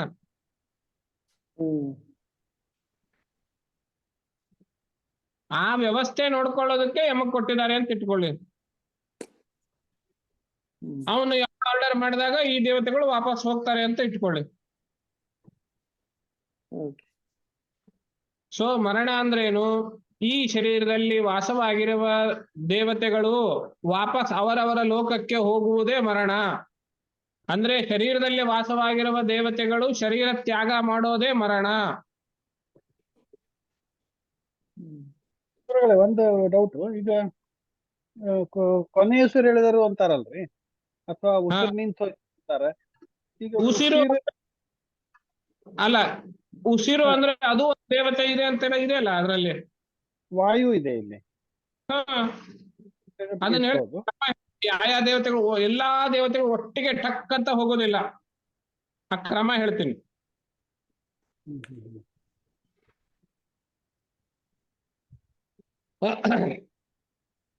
ಮುಂಚೆ ಇವಾಗ ಮರಣ ಆಗಬೇಕು ಅಂದ್ರೆ ಫಸ್ಟ್ ಸ್ಟೆಪ್, ಸ್ಥೂಲ ಶರೀರದಲ್ಲಿರುವ ದೇವತೆಗಳು ವಾಪಸ್ ಹೋಗ್ತಾರೆ.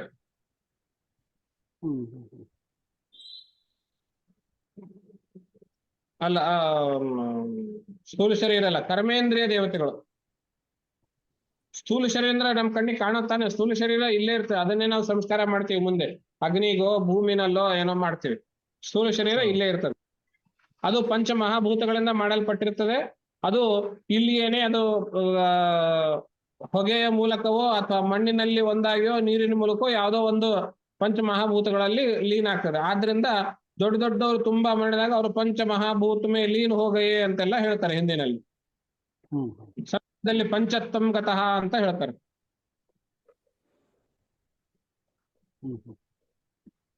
ಹೌದಾ? ಸೂಕ್ಷ್ಮ ಶರೀರದಲ್ಲಿ ಮೊಟ್ಟ ಮೊದಲು ಕರ್ಮೇಂದ್ರಿಯಾಧಿಷ್ಠಾತ್ರ ದೇವತೆಗಳು ಜಾಗ ಖಾಲಿ ಮಾಡ್ತಾರೆ. ಯಾವಾಗ ಇವನ್ ಪ್ರಾಣೋತ್ಕ್ರಮಣದ ಸಮಯ ಬಂತೋ, ಯಾವಾಗ ಇವನ್ ಕರ್ಮ ಎಲ್ಲ ಮುಗೀತೋ, ಪ್ರಾರಬ್ಧ ಅನ್ನೋದು ಯಾವಾಗ ಮುಗೀತೋ, ಆವಾಗ ಕರ್ಮೇಂದ್ರಿಯ ಅಧಿಷ್ಠಾತ್ರ ದೇವತೆಗಳು ಜಾಗ ಖಾಲಿ ಮಾಡ್ತಾರೆ ಇಲ್ಲಿಂದ. ಅದರ ಅರ್ಥ ಏನು? ಕೈ ಬಿದ್ದೋಗ್ತದೆ, ಕೈಯಲ್ಲಿ ಹಿಡಿಕೊಳ್ಳೋ ಶಕ್ತಿ ಇಲ್ಲ, ನಿಲ್ಲಿಕ್ ಆಗೋದಿಲ್ಲ, ಮಾತು ನಿಂತು ಹೋಗ್ತವೆ. ತುಂಬಾ ಅನುಭವಸ್ಥರು ಏನ್ ಹೇಳ್ತಾರೆ, ಮಾತು ನಿಂತು ಹೋಗಿದೆ, ಆದಷ್ಟು ಬೇಗ ಕರೀರಿ ಎಲ್ರನ್ನು, ಹೇಳ್ತೀವಿ ತಾನೆ?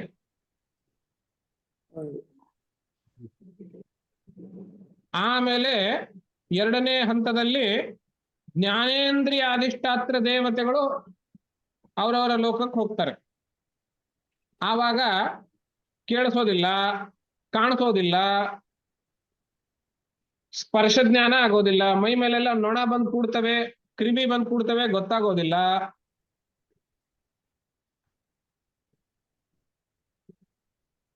ಜ್ಞಾನೇಂದ್ರಿಯದ ಅಧಿಷ್ಠಾತ್ರ ದೇವತೆಗಳು ಹೊರಟೋಗ್ತಾರೆ. ಹೌದಾ? ಆಮೇಲೆ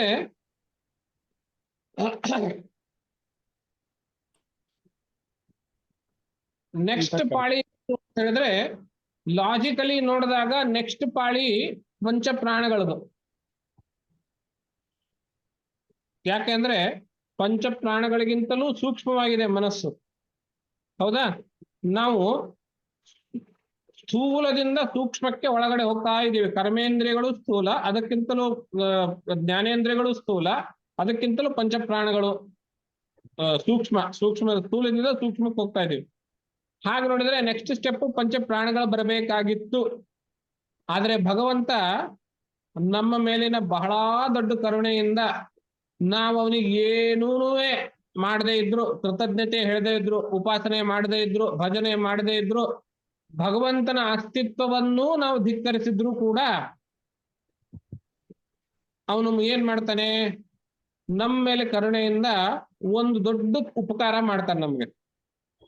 ಅದೇನು ಅಂತ ಹೇಳಿದ್ರೆ, ಮನಸ್ಸನ ಅಧಿಷ್ಠಾತ್ರ ದೇವತೆಯನ್ನ ಜ್ಞಾನೇಂದ್ರಿಯಗಳ ನಂತರ ಕಳಿಸ್ಬಿಡ್ತಾನೆ, ಚಂದ್ರನನ್ನ ಕಳಿಸ್ಬಿಡ್ತಾನೆ. ಮನಸ್ಸಿನ ಅಧಿಷ್ಠಾತ್ರ ದೇವತೆ ಹೋಗೋದ್ರಿಂದ ಏನಾಗ್ತದೆ ಅಂತ ಹೇಳಿದ್ರೆ, ಹೊರಗಡೆಯಿಂದ ಒಳಗಡೆ ಯಾವ ಸಿಗ್ನಲ್ಲೂ ಹೋಗೋದಿಲ್ಲ. ಏನಂದ್ರೆ ಏನು ತಿಳಿಯೋದೇ ಇಲ್ಲ, ಗೊತ್ತೇ ಆಗೋದಿಲ್ಲ ಅವನಿಗೆ. ಅದ್ ನಾವು ಕ್ಲಾಸಲ್ಲಿ ಕೂತಾಗ ಪಾಠ ಹೇಳ್ತಾ ಇದ್ರು, ಕಿವಿ ಮೇಲೆ ಬೆಳ್ತಾ ಇದ್ರು ಮನಸ್ಸಿಲ್ಲ ಅಂದ್ರೆ ಅವ್ರು ಏನ್ ಹೇಳಿದ್ರು ಗೊತ್ತೇ ಇಲ್ಲ ಅಂತ ಹೇಳ್ತೀವಿ ತಾನೆ.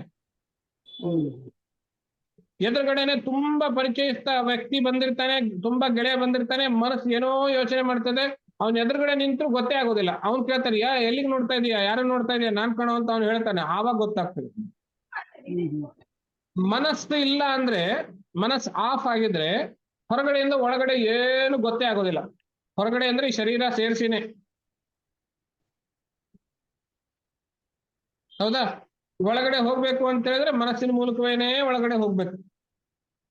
ಇವಾಗ ಅದನ್ನ ಮನಸ್ಸಿನ ಅಧಿಷ್ಠಾತ್ರ ದೇವತೆ ಆಗಿರುವಂತಹ ಚಂದ್ರನನ್ನ ಭಗವಂತ ವಾಪಸ್ ಕಳಿಸ್ಬಿಡ್ತಾನೆ. ಇವಾಗ ಮನಸ್ಸಿಲ್ಲ, ಹೊರಟೋಯ್ತು. ಅವಾಗ ಏನ್ ಹೇಳ್ತೀವಿ, ಯಾರನ್ನು ಗುರುತಿಸ್ತಾ ಇಲ್ಲ, ಮರುಬುದ್ಧಿ ಅಂದ್ರೆ ಹತ್ರ ಹತ್ರ ಬಂತು ಅಂತ. ಇದಾದ್ಮೇಲೆ ಮನಸ್ಸಿನ ಅಧಿಷ್ಠಾತ್ರ ದೇವತೆ ಹೋದ್ಮೇಲೆ 5 ಬೇರೆ ಬೇರೆ ಸ್ಥಾನಗಳಲ್ಲಿರುವಂತಹ ಪಂಚ ಪ್ರಾಣಗಳಲ್ಲಿರುವಂತಹ ದೇವತೆಗಳು ಉದಾನ ವಾಯುವಿನಲ್ಲಿ ಒಂದಾಗ್ತವೆ. ಯಾವುದರಲ್ಲಿ? ಉದಾನ ವಾಯು. 5 ರೂಪ ಇರೋದು ಎಲ್ಲವೂ ಒಂದರಲ್ಲಿ ಸೇರ್ಕೊಂಡು ಬಿಟ್ಟು ಉದಾನ ವಾಯುವಿನಲ್ಲಿ ಬಂದು ಕೂಡ್ತವೆ. ಅದು 72,101 ನಾಡಿಗಳಲ್ಲಿ ಸಂಚಾರ ಮಾಡ್ತಾ ಇರ್ತದೆ. ಅದು ಉದಾನ ಶರೀರ. ಯಾವಾಗ ಎಲ್ಲ ಪ್ರಾಣಗಳು ಬಂದು ಅಲ್ಲಿ ಸೇರಿದವೋ ಅದು ಎಲ್ಲ ನಾಡಿಗಳಿಂದ ಹಿಂಪಡೆದು ಹೃದಯದಲ್ಲಿ ಬಂದು ನಿಲ್ಲುತ್ತೆ. ಇವಾಗ ಯೋಚನೆ ಮಾಡಿ, ಉದಾನ ವಾಯು ಇರೋದ್ರಿಂದ ರಕ್ತ ಸಂಚಾರ ಆಗ್ತಾ ಇದೆ. ರಕ್ತ ಸಂಚಾರ ನಿಂತ್ರೆ ಏನಾಗುತ್ತೆ ನೆನಪಿಸ್ಕೊಳ್ಳಿ. ಚಳಿಗಾಲದಲ್ಲಿ ಕ್ರಾಂಪ್ಸ್ ಬರ್ತವೆ ಕಾಲಲ್ಲಿ, ಅಥವಾ ಸೊಂಟ ತೊಡೆನಲ್ಲಿ ಕ್ರಾಂಪ್ಸ್ ಬರ್ತವೆ. ಎಷ್ಟು ನೋವಾಗುತ್ತೆ ಒಂದೆರಡು ಕ್ಷಣಕ್ಕೆ. ಏನಾಗಿರುತ್ತೆ ಅಲ್ಲಿ? ವಾಯು ಸಂಚಾರ ನಿಂತೋಗಿರ್ತದೆ. ಆದ್ರಿಂದ ನಾವು ಕಾಲ್ ಹೀಗೆ ಚಾಡಿ ಹೋದಾಗ ಪುನಃ ಮತ್ತೆ ಅದು ವಾಯು ಸಂಚಾರ ಆಗ್ಲಿಕ್ಕೆ ಶುರು ಆಗ್ತದೆ. ಕರೆಕ್ಟಾ? ಆ ಒಂದೇ ಕ್ಷಣದಲ್ಲಿ ಎಂತಹ ನೋವು ಆಗಿರ್ತದೆ. ಪ್ರಾಣನೇ ಹೊಟ್ಟೋಯ್ತು ಅಂತ ಹೇಳ್ತೀವಿ. ಇವಾಗ ಹೊಟ್ಟೋಯ್ತು ಅಂತ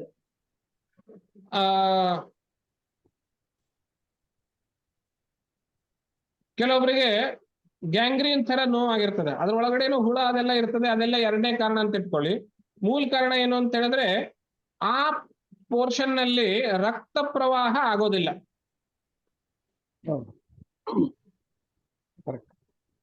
ರಕ್ತ ಪ್ರವಾಹ ಆಗೋದಿಲ್ಲ ಅಂದ್ರೆ ಅವನು ಎಷ್ಟು ಗೋಳಾಡ್ಕೋತಾನೆ ಇದ್ರಿಗೋಸ್ಕರ, ಎಷ್ಟು ನೋವು ಆಗ್ತಾ ಇರ್ತದೆ. ಅವನ್ ಕಾಲ್ ಕತ್ತರಿಸೋದು ಕೂಡ ಸಹನ ಮಾಡ್ಕೊಳ್ಬಹುದು, ಆ ನೋವು ಸಹನ ಮಾಡ್ಕೊಳ್ಳೋದಿಲ್ಲ. ಅಷ್ಟು ಆಗ್ತಾ ಇರ್ತದೆ. ಹೌದಾ?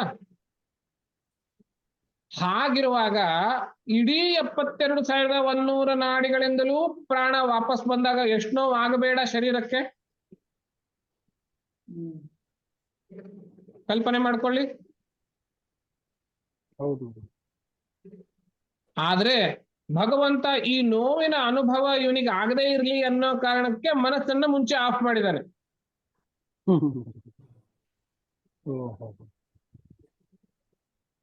ಇವಾಗ ಹೇಳಿ, ಭಗವಂತನಿಗೆ ನಾವೇನ್ ಹೇಳ್ತೀವಿ? ನಿರ್ವ್ಯಾಜ ಕರುಣಾಮೂರ್ತಿ, ಅವ್ಯಾಜ ಕರುಣಾಮೂರ್ತಿ. ಲಲಿತಾ ಸಹಸ್ರನಾಮದಲ್ಲಿ ಹೇಳ್ತೀವಿ ತಾನೆ. ಕಾರಣ ಇಲ್ಲದ ಮೇಲೆ ಕರುಣೆ ತೋರಿಸ್ತಾನೆ. ನಾವ್ ಅವನಿಗೆ ಒಂದ್ ದಿವಸ ನೆನ್ಸಿಲ್ಲ ಅಮ್ಮನವರಿಗೆ, ಆದ್ರೂ ಅವಳು ನಮ್ಮ ಮೇಲೆ ಕರುಣೆ ತೋರಿಸ್ತಾಳೆ.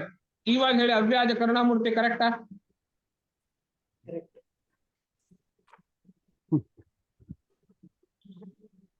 ಇವಾಗ ಎಲ್ಲಾ ಪ್ರಾಣಗಳು ಹೃದಯದಲ್ಲಿ ಒಂದೇ ಸೇರ್ಕೊಂಡು 72,101 ಎಲ್ಲ ಬಂದು ಹೃದಯದಲ್ಲಿ ಸೇರ್ಕೊಂಡ್ಬಿಟ್ಟು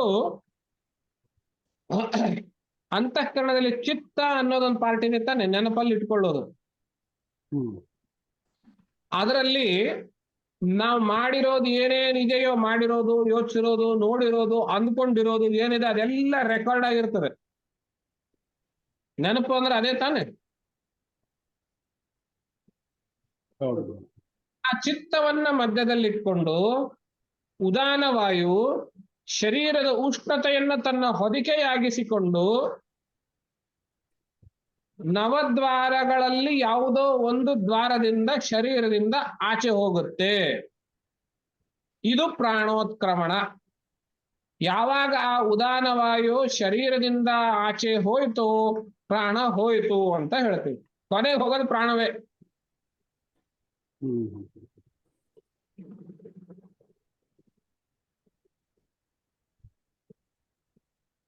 ಹೌದಾ?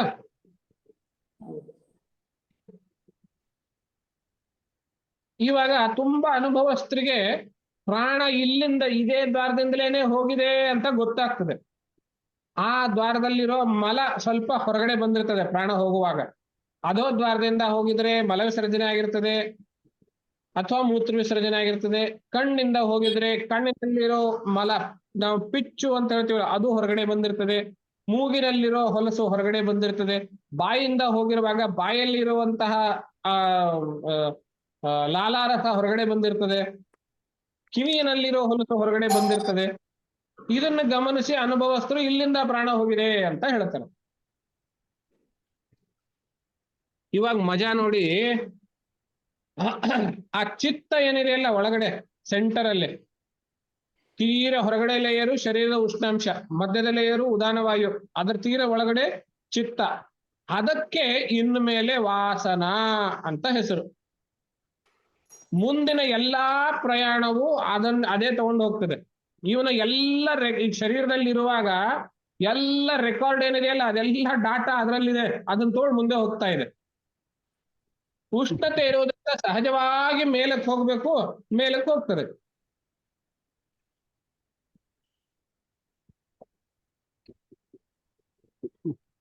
ಚಿತ್ರಗುಪ್ತರ ಮೂಲಕ ಚಿತ್ರಗುಪ್ತರ ಹತ್ರ ಒಂದು ಟೀಮ್ ಇರ್ತದೆ, ಶ್ರವಣಿಯರು ಅಂತೇಳಿ 13 ಜನರ ಟೀಮು. ಆ 13 ಜನರನ್ನ ನೋಡಿದ್ರೆ ಅವರಿಂದ ತಪ್ಪಿಸ್ಕೊಂಡು ನಾವ್ ಏನೂ ಮಾಡ್ಲಿಕ್ಕೆ ಆಗೋದಿಲ್ಲ. ಅವ್ರು ನಮ್ಮ ಮೇಲೆ ಒಂಥರ ವಿಜಿಲೆನ್ಸ್ ಇರ್ತದೆ, CCTV ತರ. ಅವ್ರು ನಮ್ಮನ್ನ ಯಾವಾಗ್ಲೂ ಗಮನಿಸ್ತಾ ಇರ್ತಾರೆ. ಅವರು ನಾವು ಮಾಡಿದ್ದನ್ನೆಲ್ಲ ಬರ್ಕೊಳ್ತಾ ಇರ್ತಾರೆ. ನಮ್ಮ ಹತ್ರನೂ ಒಂದು ಕಾಪಿ ರೆಕಾರ್ಡ್ ಇರ್ತದೆ ಚಿತ್ತದಲ್ಲಿ.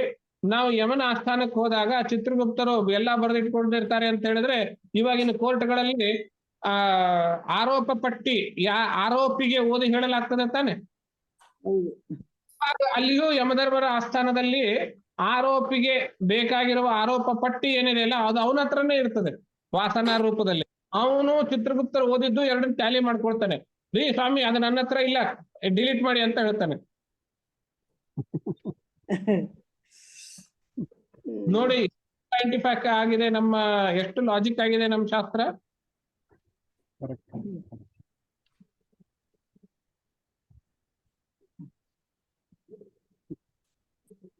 ಆಮೇಲೆ ಅವನಿಗೆ ಲೆಕ್ಕಾಚಾರ, ಚಿತ್ರಗುಪ್ತರ ಕಾಪಿ ಇವನ ಹತ್ರ ಇರೋದು ಎರಡು ಟ್ಯಾಲಿ ಮಾಡಿಬಿಟ್ಟು ಅವನ ಹತ್ರ ಓದಿ ತೋರಿಸಿ ಅವನ್ನೆಲ್ಲವನ್ನು ಒಪ್ಪಿಕೊಂಡು ಮೇಲೆ ಯಾವುದು ಕಡಿಮೆ ಪ್ರಮಾಣದಲ್ಲಿ ಇರ್ತದೆಯೋ ಅದನ್ನು ಮೊದಲು ಕೊಡ್ತಾರೆ.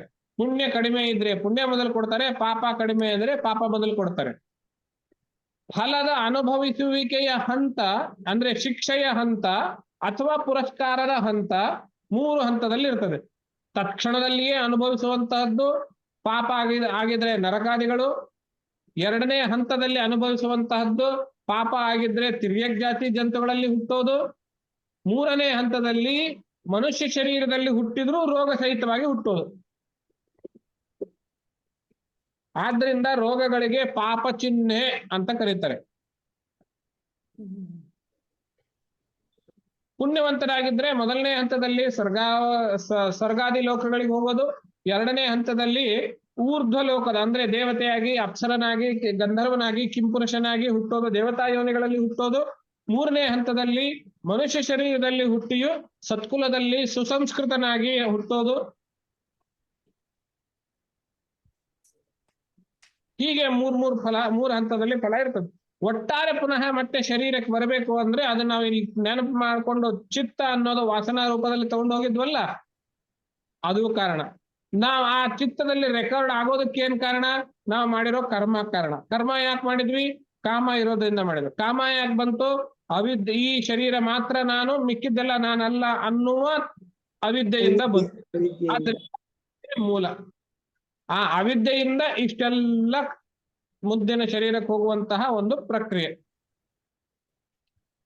ಆದ್ರಿಂದ ಅವಿದ್ಯೆಗೆ ಕಾರಣ ಶರೀರ ಅಂತ ಹೆಸರು.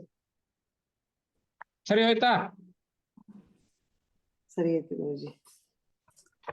ಗುರುಗಳೇ, ಇದು ಕ್ರಮಶಃ ಇನ್ನೊಂದ್ಸರಿ ಹೇಳ್ತಾರ ಅಂದ್ರ ಕರ್ಮೇಂದ್ರಿಯಗಳು ಮೊದಲು ಸಾವಿನ ಸಮಯದಲ್ಲಿ ಮೊದಲು ಹೊರಟು ಹೋಗ್ತವೆ, ಆಮೇಲೆ ಕರ್ಮೇಂದ್ರಿಯ ಜ್ಞಾನೇಂದ್ರಿಯಗಳು ನಂತರ, ಥರ್ಡ್ ಸ್ಟೆಪ್ ಮನಸ್ಸು, ಫೋರ್ತ್ ಸ್ಟೆಪ್ ಪ್ರಾಣ. ಅದರಲ್ಲಿ ಎಲ್ಲ ಪ್ರಾಣಗಳು ಉದಾನ ವಾಯುವಿನಲ್ಲಿ ಸೇರ್ತವೆ. ಆ ಉದಾನ ವಾಯುವಿನ ಮಧ್ಯದಲ್ಲಿ ಚಿತ್ತವನ್ನ ಇಟ್ಟುಕೊಂಡು ಶರೀರದ ಉಷ್ಣತೆಯನ್ನ ಹೊದಿಕೆಯಾಗಿಸಿಕೊಂಡು ನವದ್ವಾರಗಳಲ್ಲಿ ಯಾವುದೋ ಒಂದು ದ್ವಾರದಿಂದ ಹೊರಗಡೆ ಹೋಗುತ್ತೆ. ಅದುವೇ ಪ್ರಾಣೋತ್ಕ್ರಮಣ.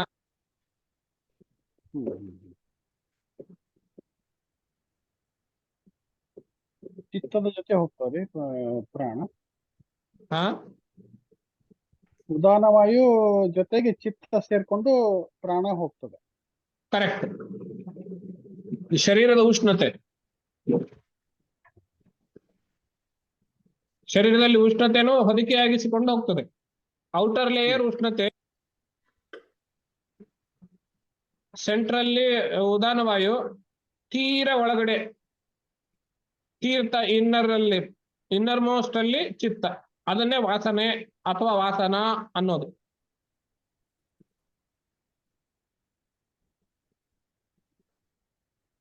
ಮುಗಿಸೋಣ ಹಾಗಾದ್ರೆ. ಗುರುಗಳೇ, ಒಂದು ಪ್ರಶ್ನೆ ಇತ್ತು. ಹಾ, ಈಗ ನೆತ್ತಿಯ ಮೇಲೆ ಒಂದು ರಂಧ್ರ ಇರುತ್ತೆ, ಅಲ್ಲಿಂದನೂ ಪ್ರಾಣ ಹೋಗುತ್ತೆ ಅಂತ ಹೇಳ್ತಾರಲ್ಲ, ಅದು ಇದಕ್ಕೆ ಸಂಬಂಧಪಟ್ಟ? ಯೋಗಶಾಸ್ತ್ರದ ಅಭ್ಯಾಸ ಇರುವವರಿಗೆ ಅವರು ಸ್ವ ಪ್ರಯತ್ನದಿಂದಲೇನೆ ಈ ಪಂಚ ಪ್ರಾಣಗಳನ್ನ ಉದಾನದಲ್ಲಿ ಸೇರಿಸಿಕೊಂಡು ಸ್ವಪ್ರಯತ್ನದಿಂದಲೇನೆ ಉದಾನವನ್ನ ಡೈರೆಕ್ಟ್ ಮಾಡ್ತಾರೆ, ಅದನ್ನ ಲೀಡ್ ಮಾಡ್ತಾರೆ. ಯಾವುದೋ ದ್ವಾರಗಳಿಗೆ ಹೋಗದೇನೆ ಇಲ್ಲಿಂದ ಆ ನಾಡಿಗಳು ಅಂತ ಹೇಳಿದ್ನಲ್ಲ, 7 ನಾಡಿಗಳು, ಆ ಮೂಲಕ ಮೇಲೆ ಕರ್ಕೊಂಡು ಬಂದು ಇಲ್ಲಿಂದ ಅವರು ಇದನ್ನ ನೀವು ನಾಲಿಗೆ ಒಳಗಡೆ ಮೇಲ್ಗಡೆ ಒಂದು ಕಿರುನಾಲಿಗೆ ಅಂತ ಮುಟ್ತೀವಿ ನೋಡ್ರಿ. ಹೌದು. ಅದಕ್ಕೆ ಇಂದ್ರಯೋನಿ ಅಂತ ಹೆಸರು ಶಾಸ್ತ್ರದಲ್ಲಿ. ಆ ಇಂದ್ರಯೋನಿಯ ಮೂಲಕವಾಗಿ ಭೇದಿಸಿಕೊಂಡು ಮೇಲಕ್ಕೆ ಹೋಗ್ತಾರೆ ಯೋಗಿಗಳು. ಹಾಗೋಗೋದು ಹೇಗ್ ಗೊತ್ತಾಗುತ್ತೆ ಗುರುಜಿ? ಇದೆಲ್ಲ ಕಣ್ಣಿಂದ ಹೋದ್ರೆ, ಮೂಗಿಂದ ಹೋದ್ರೆ ಎಲ್ಲ ಹೇಳಿದ್ರಿ. ಈಗ ತಲೆಯಿಂದ ಹೋದಾಗ ಹೇಗ್ ಗೊತ್ತಾಗುತ್ತೆ? ಅವ್ರು ನೇರವಾಗಿ ಬ್ರಹ್ಮದಲ್ಲಿ ಲೀನ್ ಆಗ್ತಾರೆ ಅಂತ. ಇದಕ್ಕೆ ಬ್ರಹ್ಮರಂಧ್ರ ಅಂತ ಹೆಸರು. ಅದು ಗೊತ್ತು. ಅದು ಓಪನ್ ಆಗತ್ತಾ ಅಂತ ನಾನು ಕೇಳ್ತೀನಿ. ಅವರಿಗೆ ಸಪರೇಟ್ ಆಗಿ ಈಗ ಒಬ್ಬ ದೇಶದ ಪ್ರಧಾನಮಂತ್ರಿ ಇನ್ನೊಂದು ದೇಶದ ಪ್ರಧಾನಮಂತ್ರಿ ಹಾಟ್ಲೈನ್ ಅಲ್ಲಿ ನೇರವಾಗಿ ಮಾತಾಡ್ತಾರೆ ತಾನೆ, ಹಾಗೆ ಅದು ನೇರವಾಗಿ ಬ್ರಹ್ಮದಲ್ಲಿ ಐಕ್ಯವಾಗುವಂತಹ ಬ್ರಹ್ಮರಂಧ್ರ ಮಾರ್ಗ ಅದು. ಅವ್ರು ಸ್ವರ್ಗ ನರಕ ಯಾವುದು ಇಲ್ಲ, ಅದೆಲ್ಲ ದಾಟಿ ಹೋಗಿರ್ತಾರೆ ಅವರು. ಅಲ್ಲ ಗುರುಗಳ, ತಲೆಯಿಂದ ಹೋಯ್ತು ಅಂತ ಹೆಂಗ್ ಗೊತ್ತಾಗ್ಬೇಕಂತ? ತಲೆ ಹೊಡಿತದೆ, ರಕ್ತ ಬರ್ತದೆ, ಕಾಣಿಸ್ತದೆ, ಅಲ್ಲಿ ಸ್ಪಷ್ಟವಾಗಿ ಛಿದ್ರ ಕಾಣಿಸ್ತದೆ. ಯಾವ ರೀತಿ ಮೂಗಿನಿಂದ ಪ್ರಾಣ ಹೋದಾಗ ಮೂಗಿನ ಮಲ ಹೊರಗಡೆ ಬಂದಿರ್ತದೆಯೋ, ಹಾಗೆ ಶರೀರದಿಂದ ಹೋದಾಗ ಇಲ್ಲೊಂದಿಷ್ಟು ಚೆನ್ನಾಗಿ ಸೀಳು ಕಾಣುತ್ತದೆ. ಒಂದು ತೂತು ಆಗಿರ್ತದೆ ಅಲ್ಲಿ ತಲೆನಲ್ಲಿ. ಮತ್ತೀಗ ಆಕ್ಸಿಡೆಂಟಲ್ ನೊಳಗೆ ತಲೆ ಹೊಡೆದ್ ಸಾಯ್ತಾರಲ್ಲ ಗುರುಗಳ, ಅದೇನು? ಆವಾಗ ತಲೆ ಹೊಡೆದ ಸತ್ರುನುವೆ ಅದು ಪ್ರಾಣ ಹೋಗಿರೋದು ಯಾವ್ದೋ ನವದ್ವಾರದಿಂದಲೇ, ತಲೆಯಿಂದ ಹೋಗಿರೋದಿಲ್ಲ. ಅದಕ್ಕೆ ತಲೆಯಿಂದ ಹೋಗ್ಬೇಕು ಅಂತ ಹೇಳಿದ್ರೆ ಅದಕ್ಕೆ ವಿಶೇಷವಾಗಿ ನಾವು ಪ್ರಯತ್ನಪೂರ್ವಕವಾಗಿ ಡೈರೆಕ್ಟ್ ಮಾಡ್ಬೇಕಾಗ್ತದೆ, ಲೀಡ್ ಮಾಡ್ಬೇಕಾಗ್ತದೆ.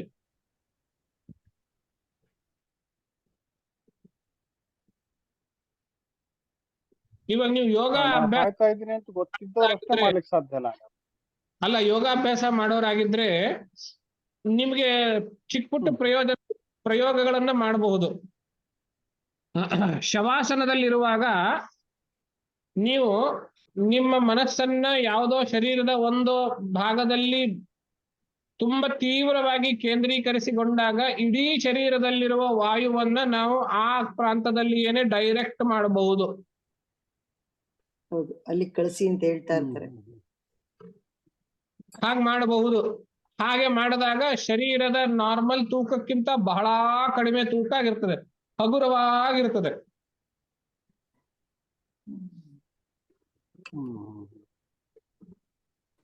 ಸ್ವಾಮೀಜಿಗಳು ಸತ್ತ ಮೇಲೂನು ಅವ್ರಿಗೆ ಸಹಸ್ರಾರದಲ್ಲೇ ಹೋಗಿರುತ್ತೆ ಅಂದ್ರು ಅವ್ರಿಗೆ ತಲೆ ಮೇಲೆ ಕಾಯಿ ಹೊಡೆದು ಎಲ್ಲ ಮಾಡ್ತಾರಲ್ಲ, ಯಾಕೆ ಗುರುಜಿಯವರು?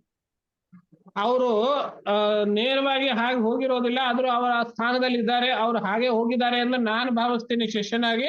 ಆದ್ರಿಂದ ನಾನು ಅವ್ರಿಗೆ ಹಾಗೆ ಮಾಡ್ತೇನೆ. ಶಂಕ ತಗೊಂಡು ತೂತ್ ಮಾಡ್ತಾರೆ ಅಂತ ಹಾ ಶಂಕ ತಗೊಂಡು ತೂತ್ ಮಾಡ್ತಾರೆ ಅಂತ ಕೇಳಿದೀನಿ. ಮತ್ತೆ ತೆಂಗಿನಕಾಯಿಯಿಂದ ತೆಂಗಿನಕಾಯಿ ತಲೆ ಹೊಡಿತಾರೆ. ಈ ಚಂದ್ರಶೇಖರ್ ಗುರೂಜಿ ಸತ್ತಾಗ ನೋಡಿದ್ವಿ ನಾವು. ಆ ಸ್ಥಾಯಿನಲ್ಲೇ ಇರುವವರು ಅವ್ರು ಹಾಗೆ ಹೋಗಿದ್ದಾರೆ ಎಂದು ನಾನು ಭಾವಿಸ್ತೇನೆ. ಆದ್ರಿಂದ ನಾನು ಅವ್ರಿಗೆ ಹಾಗೆ ಮಾಡ್ತೇನೆ ರಂಧ್ರವನ್ನ. ಅವ್ರ ಶಿಷ್ಯರುಗಳೇ ಮಾಡ್ತಾರಲ್ಲ ಅದೇ. ಬಹಳ ಕಾಂಟ್ರವರ್ಸಿ ಗುರುಗಳು. ಗುರುಗಳೇ, ಇನ್ನೊಂದು, ಈ ವಾಸನ ಶರೀರಕ್ಕೆ ನೋವು ಹೇಗ್ ಬರುತ್ತೆ? ಈಗ ಅಂದ್ರೆ ಗರುಡ ಪುರಾಣ ಬರುತ್ತಲ್ಲ, ಯಮದೂತರು ಹೇಳ್ಕೊಂಡು ಹೋಗ್ತಾರೆ, ಅವೆಲ್ಲ ಆ ನೋವುಗಳು ಬರುತ್ತಾ ಅದಕ್ಕೆ? ಹಾಗಿದ್ರೆ ವಾಸನ ಶರೀರ ಅಲ್ಲ, ವಾಸನ ಶರೀರ ಅಂತ ಕರಿಬಹುದು ಅದಕ್ಕೆ? ಆ ಮಧ್ಯದಲ್ಲಿ ಮುಂದಿನ ನೋವುಗಳ ಫಲಗಳನ್ನ ಅಂದ್ರೆ ನರಕಾದಿ ನೋವುಗಳನ್ನ ಅನುಭವಿಸುವುದಕ್ಕೆ ಅಥವಾ ಸ್ವರ್ಗಾದಿ ಪುಣ್ಯಗಳನ್ನ ಅನುಭವಿಸುವುದಕ್ಕೆ ಅವರಿಗೆ ಒಂದು ಟೆಂಪರರಿ ಶರೀರ ಬಂದಿರ್ತದೆ. ಅದಕ್ಕೆ ಪಿಂಡಜ ಶರೀರ ಅಂತ ಹೇಳಿ ಹೆಸರು. ಪಿಂಡದಿಂದ ಮಾಡಲ್ಪಟ್ಟಿರುವಂತಹ ತಯಾರಾದಂತಹ ಶರೀರ. 10 ದಿವಸಗಳವರೆಗೆ ನಾವು ಏನು ದಶಗಾತ್ರ ವಿಧಿ ಮಾಡ್ತೇವೆ, ಪ್ರಥಮೆ ಹನಿ ಶ್ರಾದ್ದ, ದ್ವಿತೀಯ ಹನಿ ಶ್ರಾದ್ದ ಅಂತೆಲ್ಲ ಮಾಡ್ತೇವೆ. ಆಯಾ ಶ್ರಾದ್ದದಲ್ಲಿ ಕೊಡುವ ತಿಲೋದಕ ಪಿಂಡ ಪ್ರದಾನಗಳು, ಆ ಪಿಂಡ ಏನಿರ್ತದೆ, ಒಂದೇ ಪಿಂಡ ಕೊಡೋದಲ್ಲಿ ಆ ಪಿಂಡ ಅದರಲ್ಲಿ 3-4 ಭಾಗ ಮಾಡ್ತಾರೆ. 4 ಭಾಗ ಮಾಡ್ತಾರೆ. 2 ಭಾಗ ಇವನಿಗೆ ಕರ್ಕೊಂಡು ಹೋಗೋದಕ್ಕೆ ಬಂದಿರುವಂತಹ ಯಮಭಟ್ರಿಗೆ ಕೊಡ್ತಾರೆ. 1 ಭಾಗ ಮುಂದಿನ ಶರೀರ ಆಗೋದಕ್ಕೆ ಇಡ್ತಾರೆ. 4ನೇ ಭಾಗ ಇವನಿಗೆ ತಿನ್ಲಿಕ್ಕೆ ಕೊಡ್ತಾರೆ ಆ ಪ್ರೇತಕ್ಕೆ. ಹಾಗೆ ಆ 10 ದಿವಸಗಳ 3ನೇ 1 ಭಾಗ ಇದೆ, 4ನೇ 1 ಭಾಗ ಇದೆಯಲ್ಲ, ಅದು ಮುಂದಿನ ಶರೀರ ತಯಾರಾಗ್ತದೆ. ಪಿಂಡದ ಶರೀರ ಅಂತ ಹೆಸರು ಅದಕ್ಕೆ. ಮೊದಲನೇ ದಿವಸದ ಪಿಂಡದಿಂದ ತಲೆ ಭಾಗ, 2ನೇ ದಿವಸದ ಪಿಂಡದಿಂದ ಈ ಕುತ್ತಿಗೆ ಭಾಗ ಮತ್ತು ಭುಜ, 4ನೇ ದಿವಸದ ಭಾಗದಿಂದ ಎದೆ, 5ನೇ ದಿವಸದ ಭಾಗದಿಂದ ಬೆನ್ನು, 6ನೇ ದಿವಸದ ಭಾಗದಿಂದ ಉದರ, 7ನೇ ದಿವಸದ ಭಾಗದಿಂದ ತೊಡೆ, 8ನೇ ದಿವಸದ ಭಾಗದಿಂದ ಮೊಳಕಾಲು ಮತ್ತೆ ಜಾನು, 9ನೇ ದಿವಸದ ಭಾಗದಿಂದ ಪಾದ, 10ನೇ ದಿವಸದ ಭಾಗದಿಂದ ಹಸಿವೆ ಮತ್ತು ನೀರಡಿಕೆ. ಗುರುಜಿ ಶರೀರ ಡೊನೇಟ್ ಮಾಡ್ಬಿಡ್ತಾರಲ್ಲ, ಅವ್ರಿಗೇನು ಮಾಡಲ್ವಲ್ಲ, ಅವ್ರಿಗೆ ಹೇಗೆ ಆಗೋದಿಲ್ಲ. ಇವಾಗ ನೀವು ಇಷ್ಟು ತಿಳ್ಕೊಂಡ್ಮೇಲೆ ನೀವು ಹೇಳಿ, ಏನ್ ಶರೀರ ಡೊನೇಟ್ ಮಾಡ್ಬೇಕು ಮಾಡ್ಬಾರ್ದು ನೀವೇ ಡಿಸೈಡ್ ಮಾಡ್ಬೋದು. ಮಾಡಬಾರ್ದು ಅನ್ಕೋತೀನಿ. ಈಗ ನಾನು ಅಪ್ಲಿಕೇಶನ್ ಎಲ್ಲ ತಂದಿಟ್ಕೊಂಡಿದೀನಿ, ಆದ್ರೆ ಕೊಟ್ಟಿಲ್ಲ, ಬರೆದು ಅಷ್ಟೇ.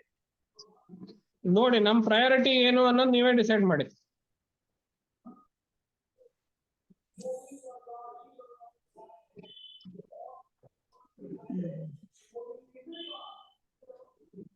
ಟೈಮ್ ಆಯ್ತು.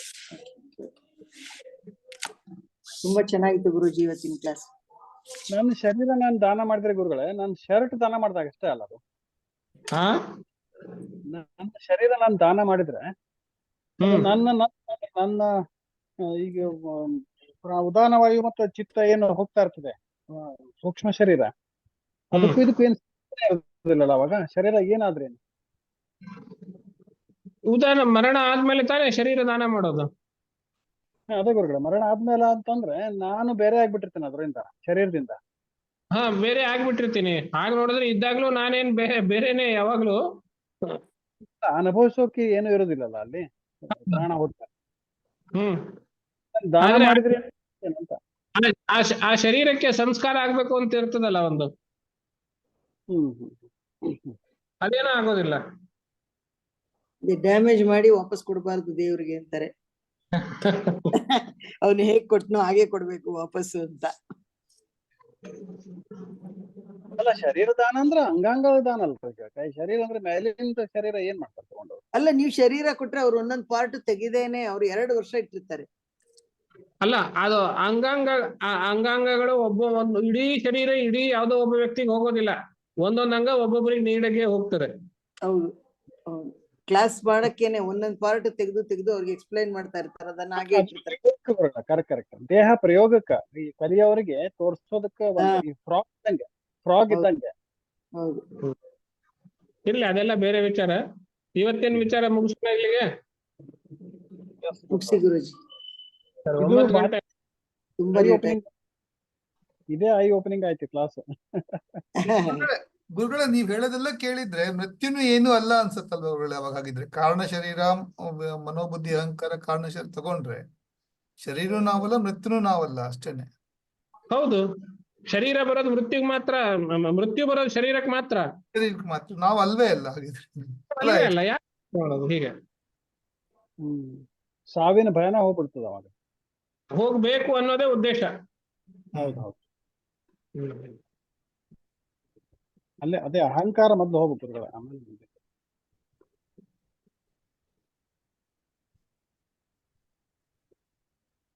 ಎಸ್ ಗುರುಗಳು, ಬಹಳ ಚೆನ್ನಾಗಿತ್ತು ಇವತ್ತು. ತುಂಬಾ ಚೆನ್ನಾಗಿತ್ತು ಗುರುಜಿ ಇವತ್ತಿನ class. Thank you very much. ಧನ್ಯವಾದಗಳು ಗುರುಗಳೇ. ನಮಸ್ಕಾರ ಗುರುಗಳೇ. ನಮಸ್ತೆ ಗುರುಗಳೇ. ಹೆಚ್ಚು ಜನ ಬಂದಿಲ್ಲ ಇವತ್ತು, 7 ಜನ 6 ಜನ ಅಷ್ಟೇ ಇದ್ದಾರೆ ಇವತ್ತು. ಹೌದು ನೋಡ್ರಿ, ಯಾಕೆ ಬರ್ಲಿಲ್ಲ. ಎಲ್ಲ ಎಕ್ಸಿಟ್ ಪೋಲ್ಸ್ ನೋಡ್ತಾ ಇದಾರೆ ಏನೋ, ಅದು ಗೊತ್ತಿಲ್ಲ. ಡೆಫಿನೆಟ್ಲಿ, ಹೌದು. ಅದ್ರ ಪ್ರಯೋಜನ ಇಲ್ಲ ಅಲ್ಲ. ನನ್ ತಂಗಿ ಊರ್ಗ್ ಹೋಗಿದ್ದಾಳೆ. ಹೌದು. ಆ ನಮ್ಮ ಊರಲ್ಲಿ ಮನೆಯವ್ರು internet ಸಿಗಲ್ಲ, ಇಲ್ಲಿ ಇವತ್ತು. ಅದಕ್ಕೆ ಅವ್ರು ಜಾಯಿನ್ ಆಗಿಲ್ಲ. ನಾಳೆ ಹಾಕ್ತೀನಿ ಮೇಡಮ್, ನಾಳೆ ಬೆಳಿಗ್ಗೆ. ಹಾ, ತುಂಬಾ ಚೆನ್ನಾಗಿತ್ತು ಕ್ಲಾಸ್ ಬಿಡಿ ಇವತ್ತು. ಹೌದು. ರೆಕಾರ್ಡ್ ಸ್ಟಾಪ್ ಮಾಡಿ ಸರ್, ರೆಕಾರ್ಡಿಂಗ್ ಸ್ಟಾಪ್ ಮಾಡಿ. Yes sir. ಸಾರಿ.